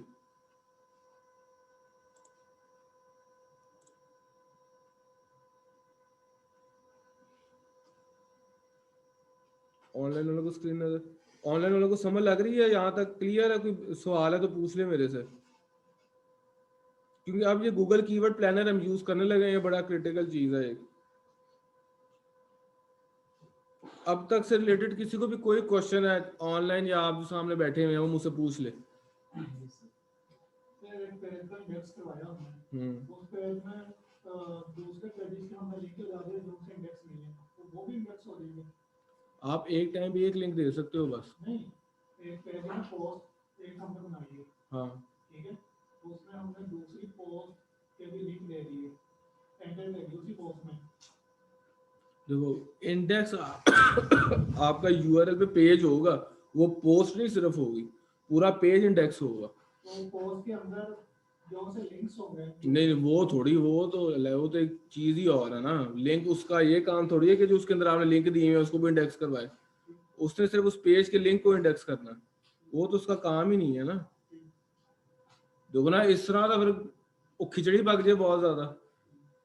जब आप कुछ आगे देते हो, सब लिंक्स देते हो अपनी कुछ पोस्टों में कि इस चीज को क्लिक करें तो ये इस जगह खुलेगा, इस चीज वो तो फिर अगर सबको इंडेक्स करवाने लग पड़े तो कुछ तो चीजें पहले से भी इंडेक्स हुई होती हैं, वो तो खिचड़ी बहुत ज्यादा पक जाए ना, ये पॉसिबल नहीं है। अच्छा, ऑनलाइन किसी को क्वेश्चन है तो पूछ ले अब तक एसईओ से रिलेटेड।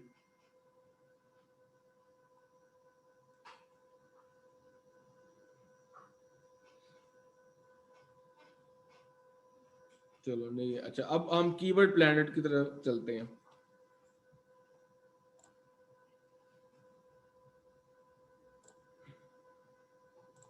ये एक बहुत इंपॉर्टेंट चीज है, इसके ऊपर आपकी ग्रिप होना बहुत जरूरी है।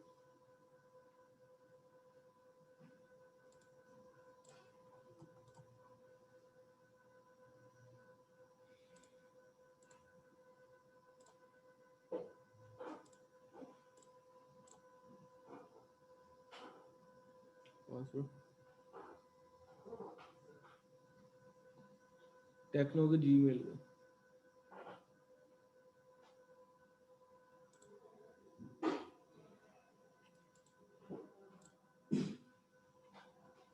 क्योंकि इस देखो, चूंकि ये गूगल है तो इसके लिए आपका जीमेल होना लाजमी है। जीमेल का अपना अकाउंट आप बना लेना पहले, जिस पे आपने काम करना। एक सेकंड, ये मैंने पासवर्ड बनवाया, ये मंगवाया, ये ऑनलाइन हो जाए ना, फिर मैं आपको आगे फर्दर करता हूँ।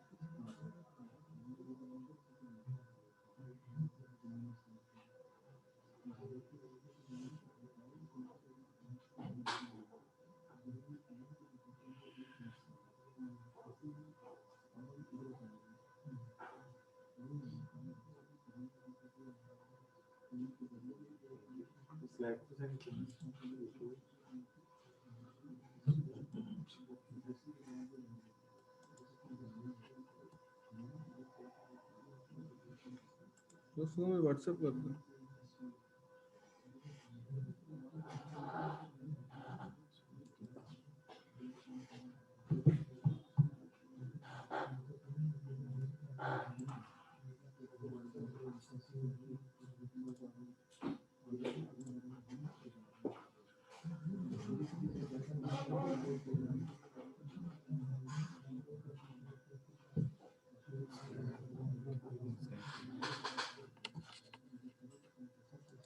स्क्रीन शेयर हो गई है।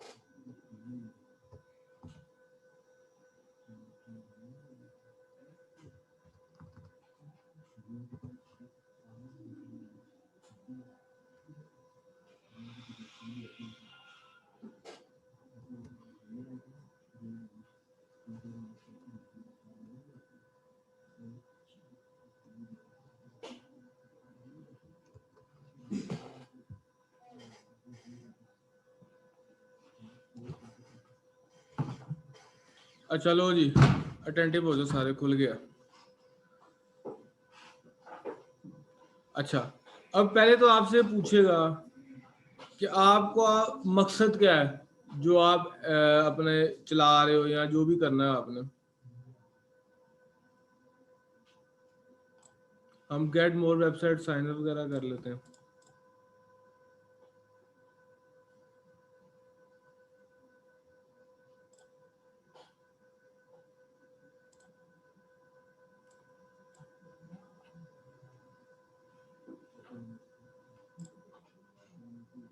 सर वो ऐड बनाने का कह रहे हैं। वो ऐड वाले यार, मैं कीवर्ड प्लानर खोलता हूँ, ऐड खुल गया ये।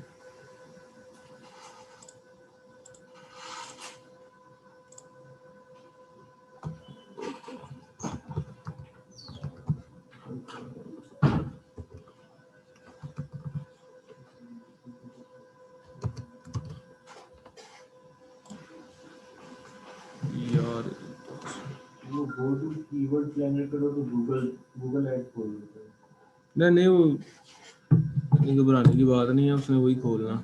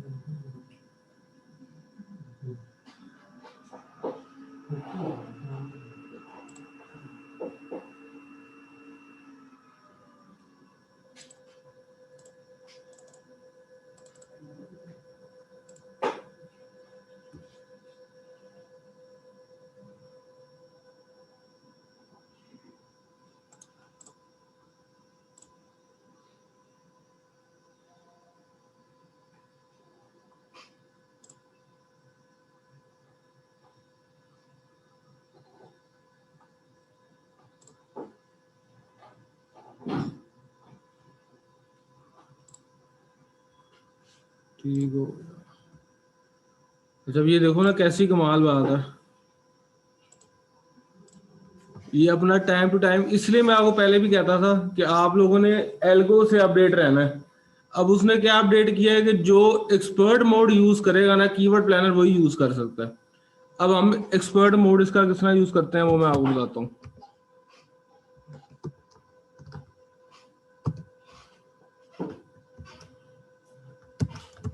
अच्छा, ये आपने लॉगिन कर दिया, ठीक है।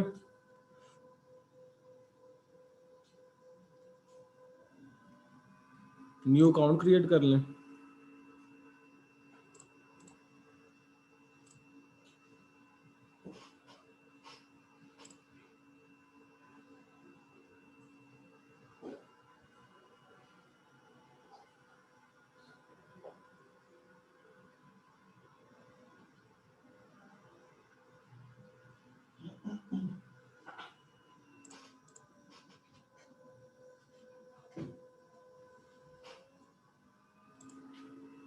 ये देखें, ये आपको इधर नीचे ऑप्शन देगा स्विच टू एक्सपर्ट मोड। कहाँ पे sir? Switch to expert mode.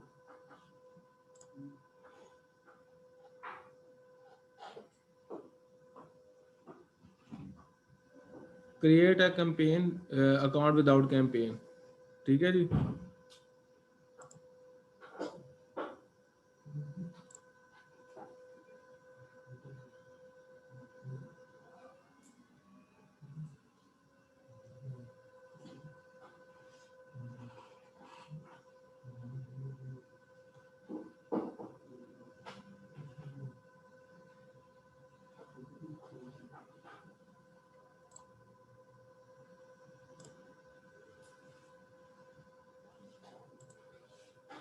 अब चूंकि हमारा पाकिस्तानी बेस है तो हम बिलिंग कंट्री पाकिस्तानी रखेंगे।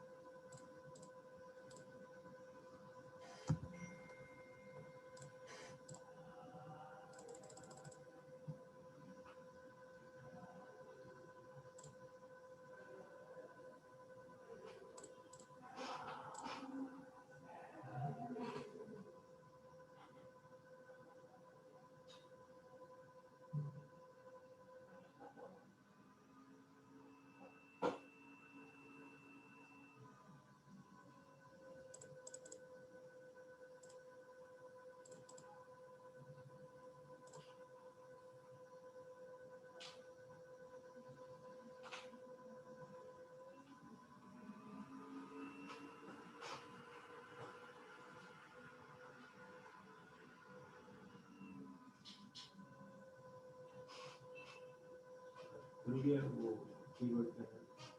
खुल गया बस, एक सेकंड। ये सब कुछ जब इधर से किधर से? ये हमने एक्सपर्ट मोड पे स्विच किया है ना। मैंने तो सीधा कीवर्ड गूगल पे टाइप किया, उन्होंने कीवर्ड ऐड खोल दिया उधर, वो सर्च करने का टाइम मैंने फ्लोटिंग सर्च की, उन्होंने बता दी कि हाँ तो वो किस कौन सा आपने लिखा क्या है उस पे? कीवर्ड प्लान में लिखा था सर, गूगल एड्स ही खुली है, गूगल एड्स के कीवर्ड, लेकिन वो मेरा आईडी यूज कर रहा था। हाँ वही ना, उसने डालना ही लाजमी है। मैं देख रहा हूँ कि बगैर इसके हो जाए तो ज़्यादा बेहतर है।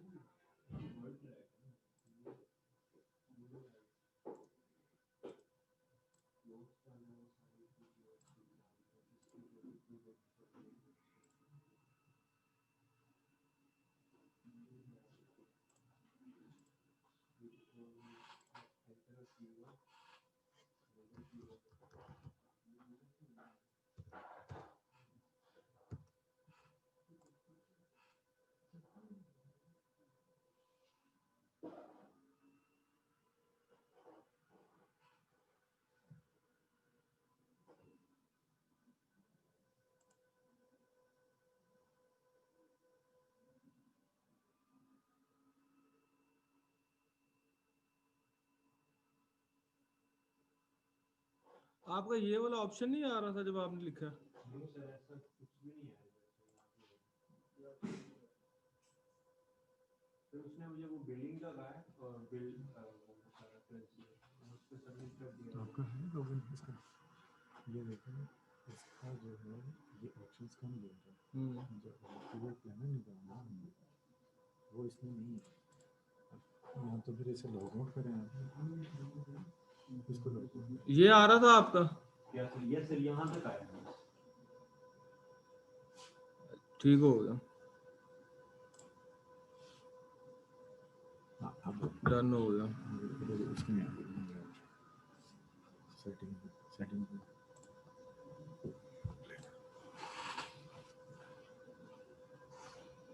ये सर ये खुला है।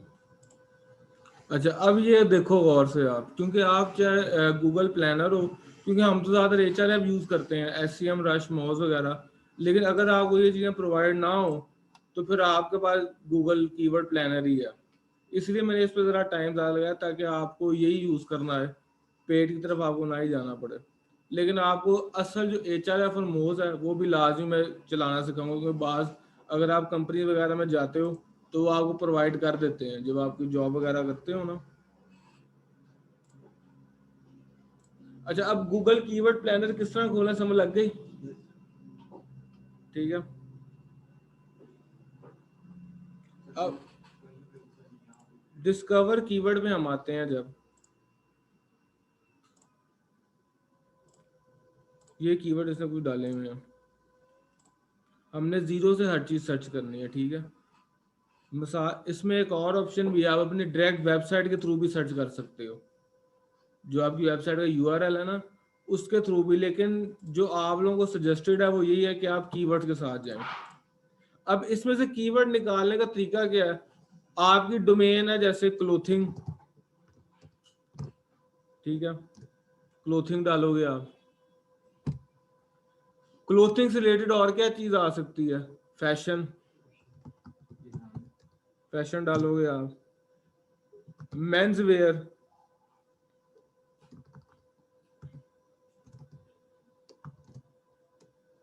वेयर की स्पेलिंग गलत है, मेन वेयर, वुमेन वेयर, ठीक है। और क्या जेन में आता है क्लोथिंग से रिलेटेड आपको? लेटेस्ट डिजाइन आ सकता है। नहीं डिजाइन नहीं, आप क्लोथिंग पे स्टिक करो, वेयर पे और क्लोथिंग पे। Shirt shirt jeans. Stitched, stitch clothes, unstitch cloth,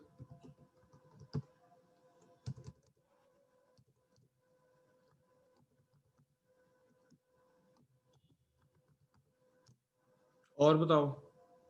ये जितने ज्यादा लिखोगे उतने आपके पास ऑप्शन ज्यादा आएंगे।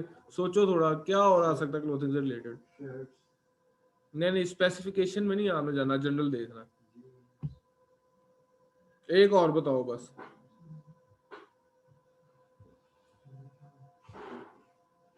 नहीं देर में आ रहा, विंटर भी है। विंटर भी जो आपका ट्रेंडिंग सीजन चल रहा होगा। शाबाश, अब इसको सर्च करो। अब ये डाटा ही आपका सब कुछ है, इस डाटे को स्टडी करना आना चाहिए आपको। ऑनलाइन वाले सब यहाँ तक पहुंच गए?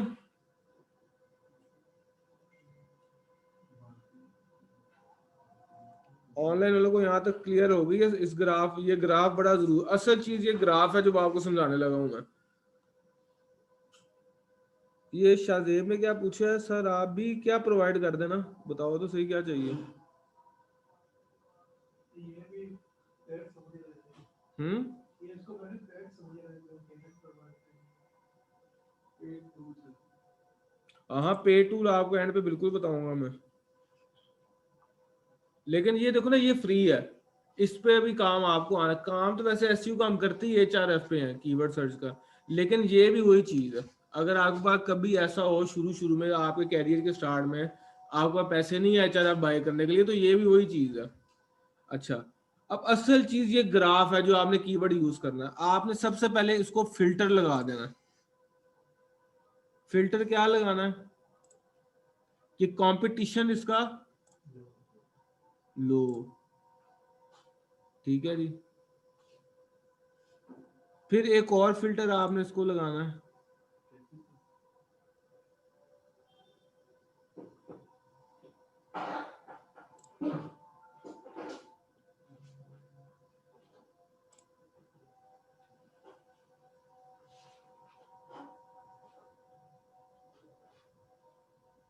एवरेज पोजीशन, देखो एवरेज पोजीशन आपकी ये होती है, पहले तो आप ये समझ लो कि ये चीजें होती हैं क्या, फिर हम इसको फिल्टर लगाते हैं।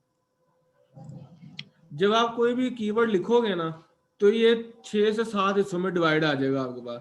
पहला कि उसकी एवरेज मंथली सर्चेस कितनी है, दूसरा उस पर कॉम्पिटिशन कितना है, तीसरा उसके शेयर कितने हैं, चौथा उसके ऊपर बिडिंग की क्या रेंज है, और उसकी हाई रेंज कितनी है बिडिंग की लो रेंज कितनी है और बिडिंग की हाई, यानी मिनिमम कितने बिड हो रहा है, मैक्सिमम कहाँ जाके टूट रहा है।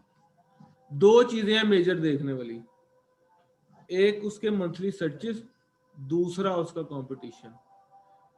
सर्चेस आपने कोशिश करनी है उनकी उठाओ जो ज्यादा से ज्यादा हो, और कंपटीशन वो उठाओ जो कि लो।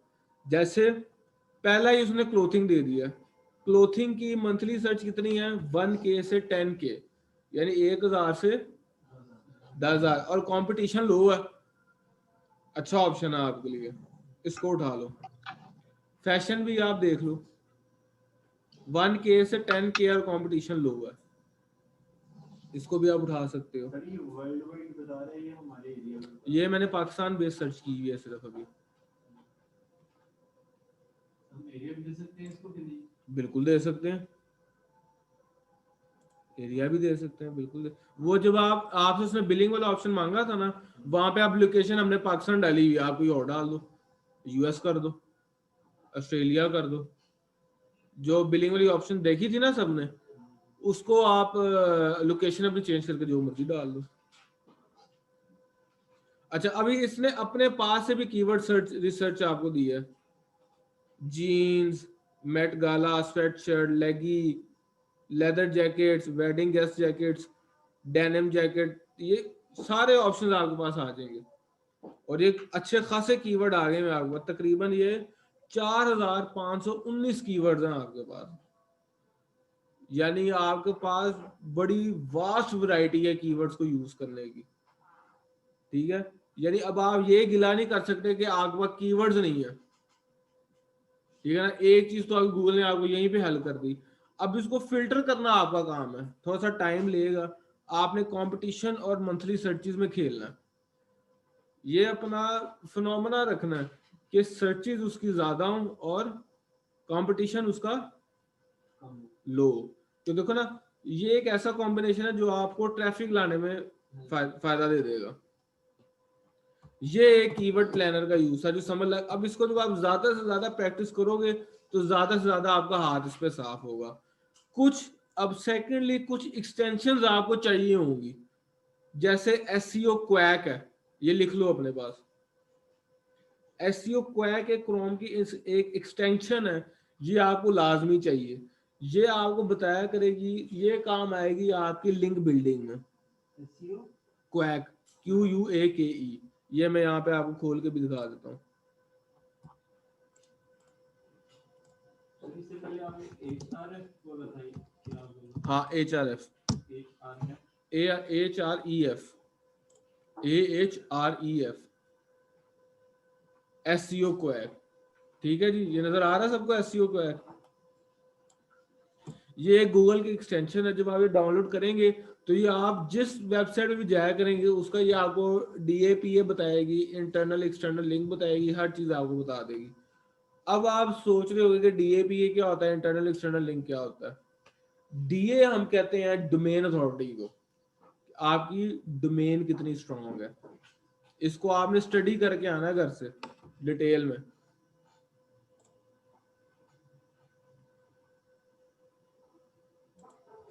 PA हम कहते हैं पेज अथॉरिटी को, कि उसके पेज की क्या वर्थ है। इंटरनल लिंक हम कहते हैं कि आपकी वेबसाइट के अंदर लिंकिंग कितनी हुई है, वेबसाइट के अंदर कितने लिंक लगे हुए हैं, एक पेज से दूसरे पेज पे या दूसरे से पहले पेज, इसको हम इंटरनल लिंक कहते हैं। एक्सटर्नल लिंक हम किसको कहते हैं, कि वो लिंक जो आपकी वेबसाइट के दूसरी प्लेटफॉर्म्स या दूसरी वेबसाइटों पे लगे हुए हैं, यानी जो लिंक आप अपनी वेबसाइट से बाहर लगाते हो उसको हम एक्सटर्नल लिंक कहते हैं। वो लिंक जो आप वेबसाइट के अंदर लगाते हो उसको हम इंटरनली। अब मैं आ गया हूँ ऑफ पेज की तरफ। ऑफ पेज आपकी डिपेंड ही करती है आपकी लिंक बिल्डिंग पे। लिंक बिल्डिंग के कुछ असूल हैं। लिंक बिल्डिंग क्या होती है वो मैं आपको बता देता हूँ। अपनी वेबसाइट की वैल्यू बढ़ाने के लिए या उसकी ट्रैफिक बढ़ाने के लिए या उसकी रैंकिंग बढ़ाने के लिए हम एक फिनोमेना यूज करते हैं या एक प्रोसीजर यूज करते हैं जिसको हम लिंक बिल्डिंग कहते हैं। उसमें क्या होता है कि हम अपनी वेबसाइट्स के जो लिंक है ना वो दूसरी वेबसाइट पे लगाते हैं। ठीक है। अब इसके पीछे दो तरह के लिंक्स होते हैं, ये अपने फिंगर टिप पे आपको याद होना चाहिए। एक हम कहते हैं डू फॉलो लिंक, एक हम कहते हैं no follow link. Do follow link और नो फॉलो लिंक, ये ऑनलाइन वाले भी अपने साथ साथ जो है ना नोट करते हैं, ये बहुत जरूरी है। डू फॉलो लिंक और नो फॉलो लिंक। पाए नो ही दसन लगे पहले देखते लो।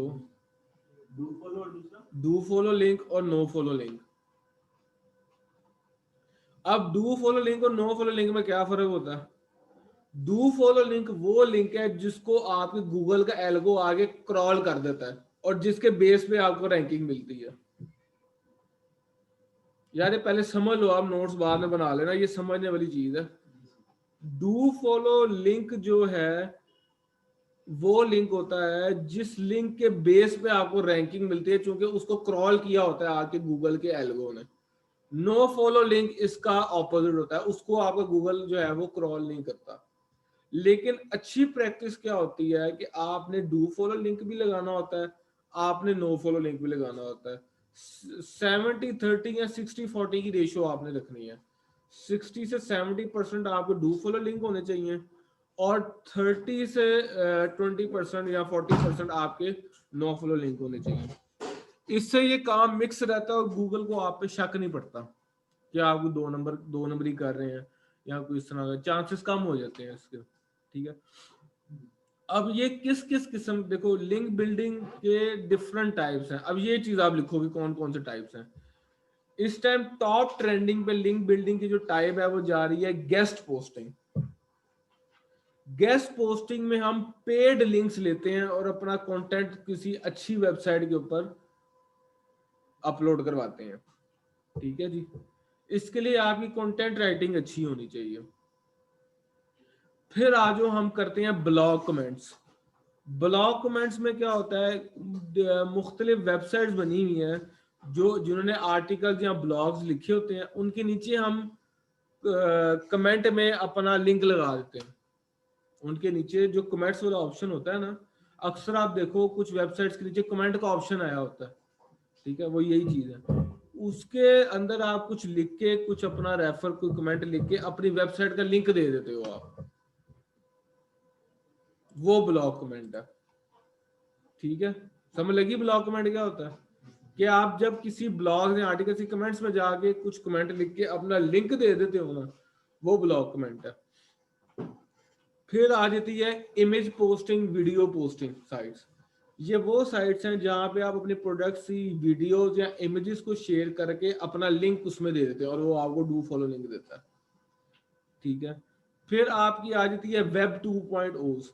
वेब 2.0 आप आसान अल्फाज में यही समझ लें कि आपने एक छोटा सा एक डिस्क्रिप्शन दी होती है अपने प्रोडक्ट्स की, 3 से 4 पैराग्राफ की या 2 पैराग्राफ की मिनिमम दी होती है, उसमें आप अपने लिंक लगाते हैं।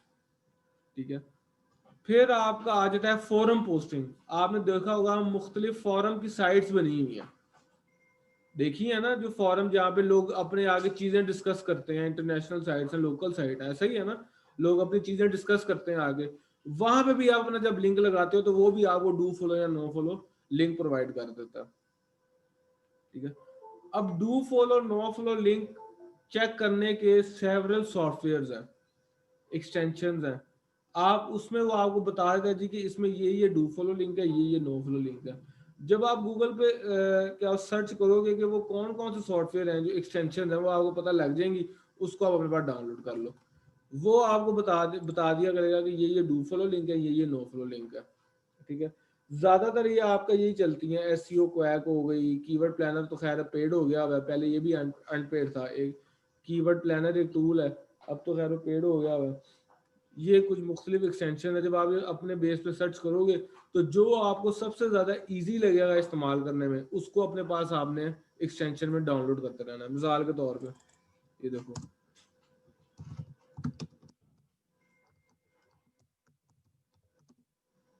ग्रुप फॉलो का तो ठीक है, इसका फायदा तो मुझे आता है। ग्रुप फॉलो का क्या फायदा होगा? बताता हूँ आपको।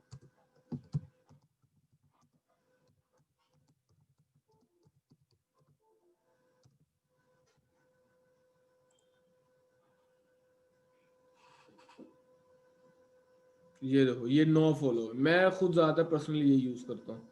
ये एक्सटेंशन आपको बता देती है, इसका नाम ही नो फॉलो है। ये आपको बता देती है कि कौन सा लिंक डू फॉलो है और कौन सा लिंक आपका नो फॉलो है। ठीक है, जो आपका लिंक होगा ना फॉलो, वो आप इस तरह डब्बा आपको बना दिया करेगा और आपको पता लग जाया करेगा। समझ लगी? डू फॉलो पे आपको ये डब्बा बना दिया करेगा कि ये वेबसाइट आपको डू फॉलो लिंक दे रही है, यही लिंक आपका डू फॉलो है। वो आपको सिंपल आपको इस तरह की रेड कलर का बॉक्स बन जाया करेगा आपके पास। ये एक्सटेंशन अपने पास आप इस्तेमाल लाजमी आपके काम आएगी। अब आपने पूछा जी कि डू फॉलो लिंक और नो फॉलो लिंक में क्या फर्क, क्यों हम नो फॉलो लिंक लगाते हैं? देखो, गूगल डिक्लेयर कर चुका है कि मैं लिंक बिल्डिंग को नहीं मानता, ये आपका ब्लैक हैट है। ठीक है, अब हम प्ले करने के लिए हम क्या करते हैं, हमने गूगल को ये शो कराना होता है कि हमारी वेबसाइट की लिंक बिल्डिंग है वो हम नहीं कर रहे, वो दूसरे लोग आके हमारी वेबसाइट को अच्छा है कह रहे हैं कि नहीं यार ये अच्छी चीज है।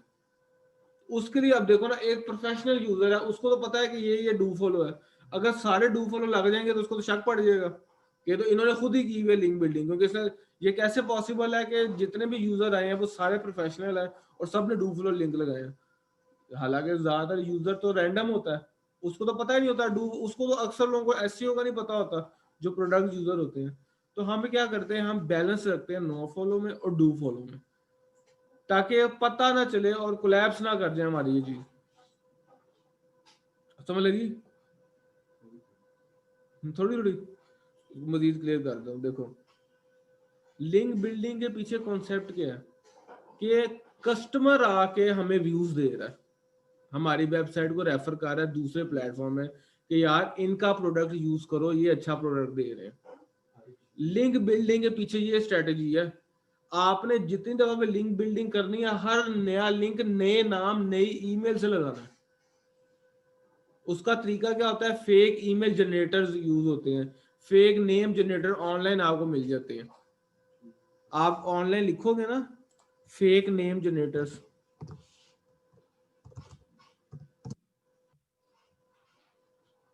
जीमेल भूल गई, आप जब गूगल पे लिखेंगे ना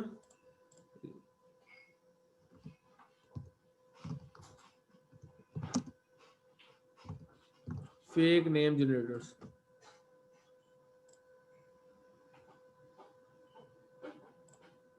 हर नया लिंक आपने नए नाम से लगाना। ये आपको नाम जनरेट करके देगा रहेगा। देखो रैंडम जनरेट करूंगा नाम, मेल। सर तो ये गूगल ये इतनी सी चीजें डिटेक्ट नहीं करता, ये करना नहीं चाहता। यार देखो, क्योंकि कंपटीशन इतना ज्यादा है कि वो इतनी डेप्थ में जा नहीं सकता। ठीक है, हाँ गूगल तब आपको मसला कर देगा जब आप स्पैमी लिंक्स लगाओगे, यानी उन वेबसाइट पर लिंक लगाओगे जहां पे लिंक्स ऑलरेडी बहुत ज्यादा लगे हुए हैं। इस पे क्या तरीका हम इख्तियार करते हैं, जब एसईओ क्वैक आपको इंस्टॉल करवाने का मकसद ये है कि वो आपको इंटरनल एक्सटर्नल लिंक बताता है। अब आपने करना क्या है कि जिस वेबसाइट पे आप लिंक लगा रहे होगे ना, उसके आपने इंटरनल लिंक और एक्सटर्नल लिंक चेक करने हैं। अच्छी प्रैक्टिस ये है कि आपने कोशिश करना है कि उसके एक्सटर्नल जो लिंक है वो 20 से ऊपर ना हो, total number of external link 20 से ऊपर ना हो, तो वहां पे फिर आप मसला नहीं होगा। अब जहां पे एक्सटर्नल लिंक की 2-2 हज़ार 3-3 हज़ार लगा हुआ है तो वो गूगल आपको हिट करेगा। लिंक बिल्डिंग आपने बड़ी एहतियात से करनी है। Internal link, external link, DAPA चीजें आपने देख के चलना है। ये प्रॉपर एक फिल्टर्ड एक तरीका होता है। ठीक है, अब मैं आपको लिंक बिल्डिंग के पीछे कॉन्सेप्ट क्या है वो समझा रहा था कि लिंक बिल्डिंग बेसिकली हम करते हैं ये बताने के लिए या ये दिखाने के लिए कि जो लिंक लग रहा है वो डिफरेंट यूजर्स, हमारे जो क्लाइंट्स हैं वो आके हमारी वेबसाइट को मुख्तलिफ जगह पे रेफर कर रहे हैं कि ये अच्छी चीज दे रहे हैं, इनको इस्तेमाल करो, ठीक है। अब उसलिए हम पे do follow no follow use करते हैं कि यूजर, अक्सर यूजर का इत्तेफाक से डू फॉलो लिंक लग जाता है और अक्सर का नो फॉलो लग जाता है। ये एक स्ट्रेटजी हम यूज करते हैं। ये जब आप स्टार्ट करोगे तो बिल्कुल आपको कॉन्सेप्ट क्लियर होंगे कि जब आप दिन में, अच्छा, लिंक बिल्डिंग के पीछे हमेशा एक उसूल रखना है कि थोड़े लिंक लगा लो लेकिन अच्छे लगा लो। रोज 100 लिंक लगाना कोई बहादुरी नहीं है। 10 लिंक लगा लो डेली के, लेकिन अच्छे लगाओ, सर्च करके लगाओ, मेहनत करके लगाओ, क्योंकि ये टाइम टेकिंग प्रोसेस है, ठीक है जी। और नो फॉलो जो एक्सटेंशन है अपने पास लाजमी रखो। अब जैसे दिन में आपने 10 लिंक लगाए हैं, कोशिश ये करनी है कि 7 आपके डू फॉलो, 3 आपके नो फॉलो। हाँ जी,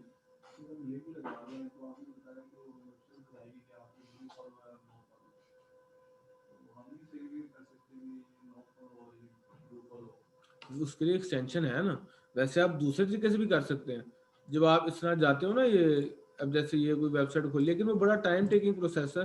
अब कोई भी वेबसाइट है, मिसाल के तौर में टेक्नो की वेबसाइट खोलता हूँ, जब आप इसको इंस्पेक्ट करोगे ना यहाँ से,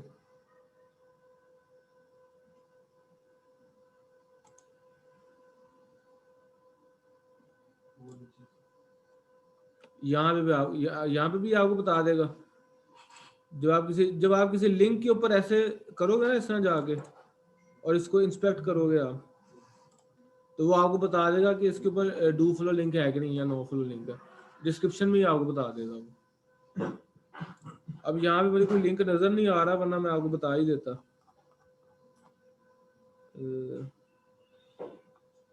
यहाँ एक मैं कोई वेबसाइट खोल के आपको चेक करवा देता हूँ।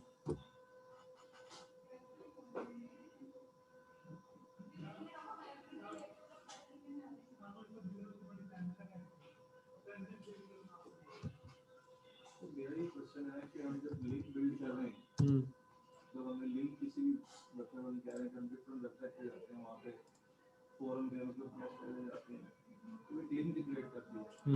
हम कह रहे हैं कि जो ग्रुप फॉलो होना चाहिए 50 to 60 होना चाहिए, नो फॉलो 30 to 40 होना चाहिए।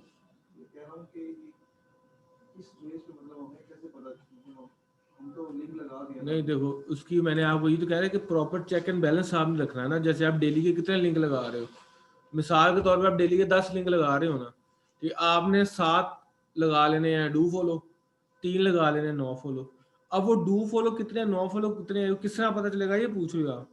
सर वो तो आपने बता देंगे, मैं एक्सटेंशन लगाऊंगा तो हाँ, पता चल जाएगा, पता लग जाएगा। या आप दूसरा तरीका ये इंस्पेक्ट करने से है, जब आप किसी लिंक के ऊपर जाके इस तरह एडिट करोगे ना उस लिंक को, और इसके ऊपर ये इंस्पेक्ट लिखोगे, तो वो आपको बता देगा ये डू फॉलो है कि नो फॉलो है।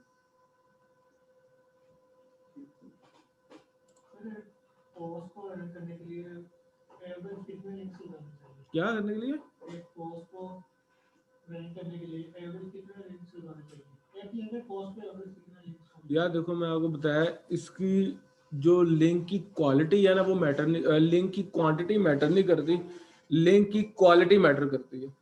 अच्छी वेबसाइट्स पे अगर आपने कम लिंक्स भी लगाए हुए हैं ना, तो वो आपकी जल्दी रैंक कर जाएगी।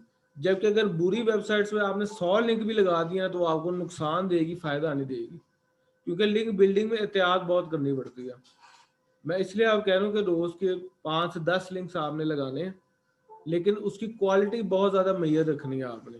हमने कीवर्ड ज्वाइन करना है, उसमें कॉल ऑफ ड्यूटी, हम्म ठीक है, हमने उसकी पोस्ट बना लिया, आर्टिकल लिख लिया, हम फिर जितने भी लिंक्स लगाएंगे वो कॉल ऑफ ड्यूटी का वर्ड यूज करके लगाएंगे। फेक नेम जनरेटर का, यार फेक नेम जनरेटर मैंने बताया तो था यूज करके। ये देखो, या मेल लिखो, जो मेल या फीमेल जिसका भी है, ओरिजिन लिखो फ्रेंच, कंट्री लिख दो इंग्लैंड या जो भी आपको चाहिए, जनरेट करोगे आप तो ये नाम जनरेट हो जाएंगे।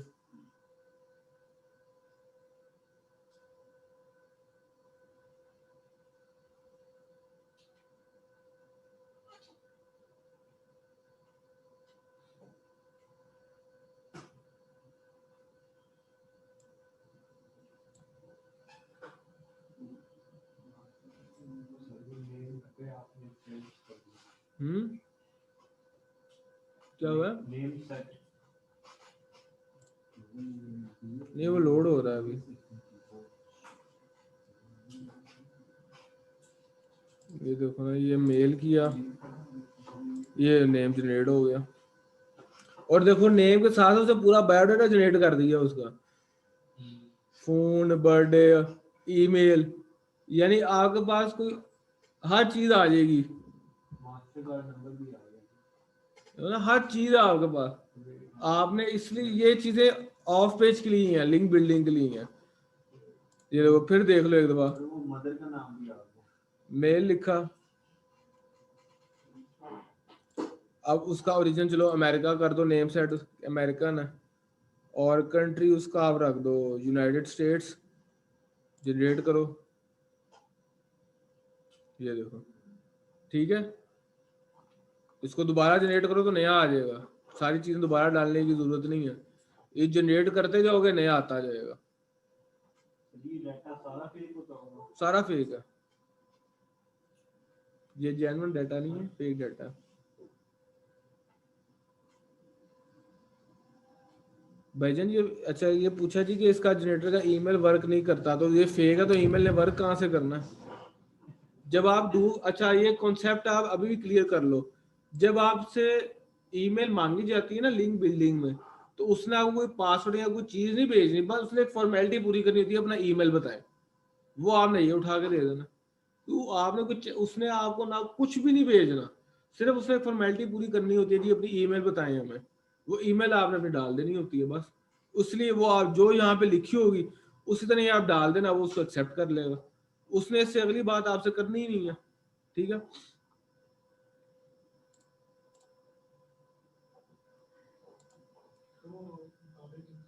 किसका? हमने एक इवन हमने पोस्ट उसकी पोस्ट बनाई है फॉरम की, उसके अलावा हमने लिंक बनाना है, फॉरम ड्यूटी हमने क्यों है, तो सभी लिंक्स में हमने फॉरम ड्यूटी का वर्ड यूज करके कोई लिंक की उसके ऊपर नहीं, लिंक बिल्डिंग में आपने जो यूज करना होता है ना, हम कहते हैं उसका एंकर टेक्स्ट।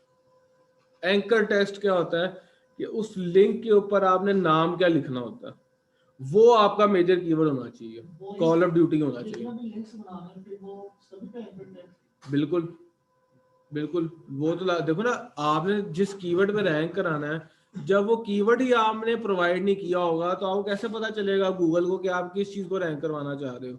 अगर हम खाली लिंक की पोस्ट का यूआरएल वो क्या हुआ? पूछो यार, क्या मसला? सर अगर हम खाली पोस्ट का यूआरएल, हाँ, उसको हम नेकेड लिंक कहते हैं। बाज वेबसाइट आपको ऐसी मिलेंगी जो कि एंकर टेक्स्ट आपको अलाउ नहीं करेंगी, वहां पे आपने नेकेड यूआरएल लगाना। इसकी भी कोई रेशो नहीं है कि इतना नेगेटिव कितने नहीं नहीं, आपने कोशिश यही करनी है कि आपने अपना मेजर कीवर्ड के साथ ही लिंक लगाना है, क्योंकि देखो अल्टीमेटली हमारा गोल है रैंकिंग, तो वो आपने कीवर्ड दिया होगा लिंक में तो रैंक करेगा। नेकेड कीवर्ड आपका यूआरएल तो रैंक करवा सकता है, लेकिन आपका कीवर्ड रैंक नहीं करवाएगा। समझ लगी बात? जो आपका नेकेड कीवर्ड यूआरएल है, वो आपका यूआरएल तो रैंक करवा सकता है होम पेज का या किसी भी पेज का, लेकिन वो आपका कीवर्ड रैंक नहीं करवाएगा। कीवर्ड रैंक करवाने के लिए आपने कीवर्ड को ही एंटर करना है अपनी लिंक में।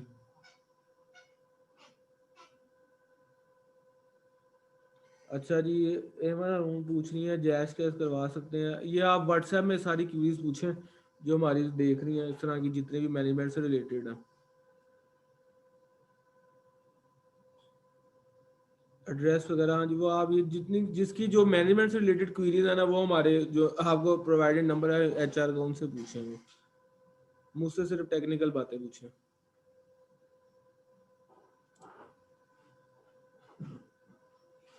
अच्छा, हमने जेन से निकाल दिया ना, क्या क्या बता रहा था मैं? एंकर टेक्स्ट, हाँ देखो एंकर टेक्स्ट लगाने का भी एक तरीका है यूआरएल में।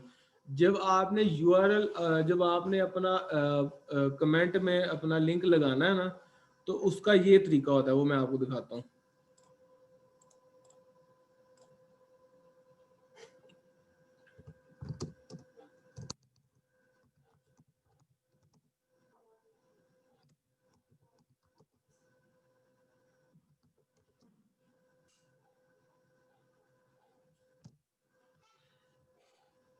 अब ये गौर से देखो अपने अपने पास सारे।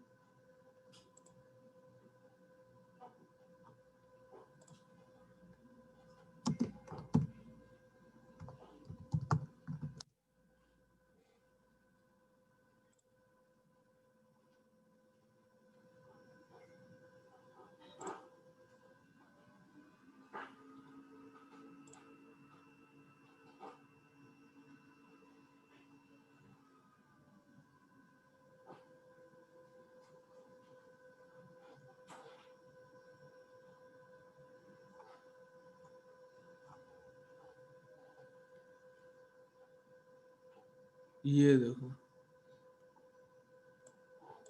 ये जी नजर आ रही है आपको? जूम कर दूं?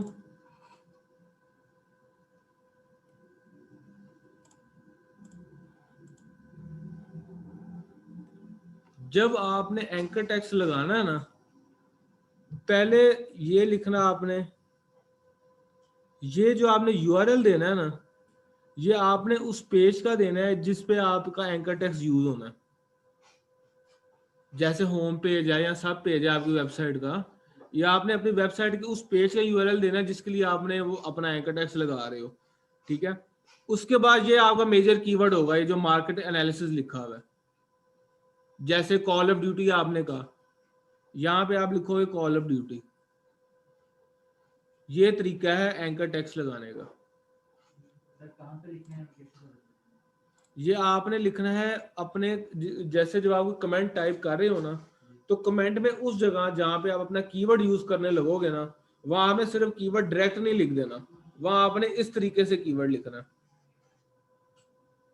जैसे I am playing call of duty, तो आपने आई एम प्लेइंग लिख के ये सारा लिखना है, कॉल ऑफ ड्यूटी नहीं लिखना डायरेक्ट।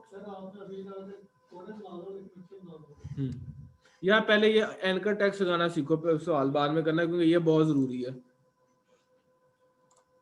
ये पहले ये समझ लो, मैं आपके सारे सवालों का जवाब दूंगा।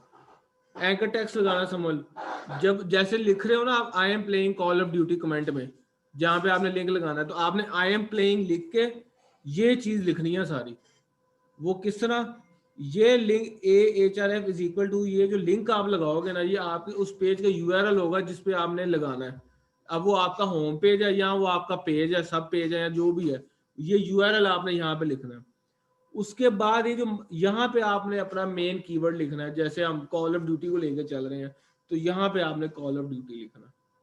ये तरीका है एंकर टेक्स्ट लगाने का अपने लिंक बिल्डिंग के कमेंट्स में, ठीक है। ये क्लियर है बात सबको? अच्छा, अब आप बताओ क्या पूछ रहे थे?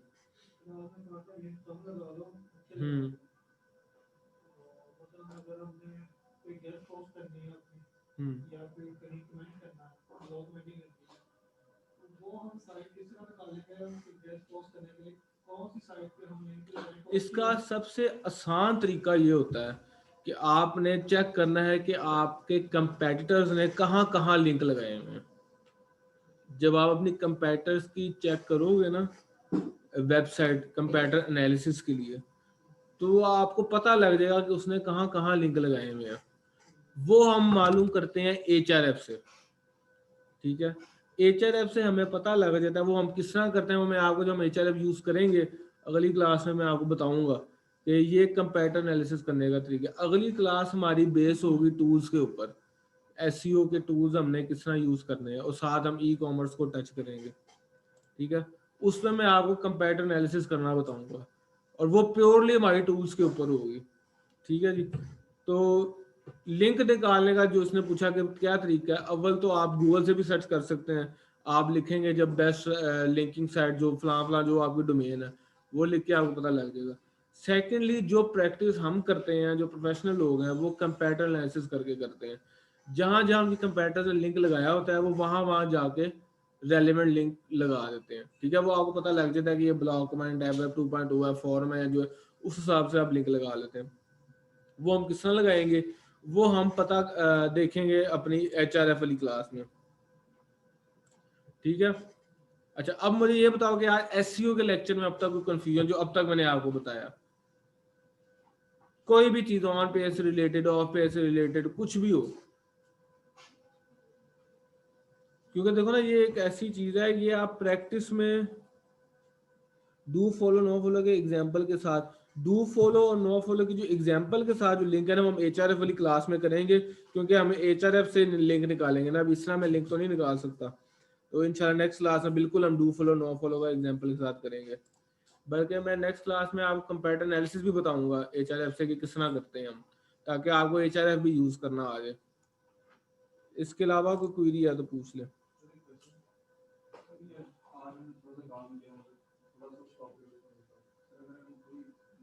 वेबसाइट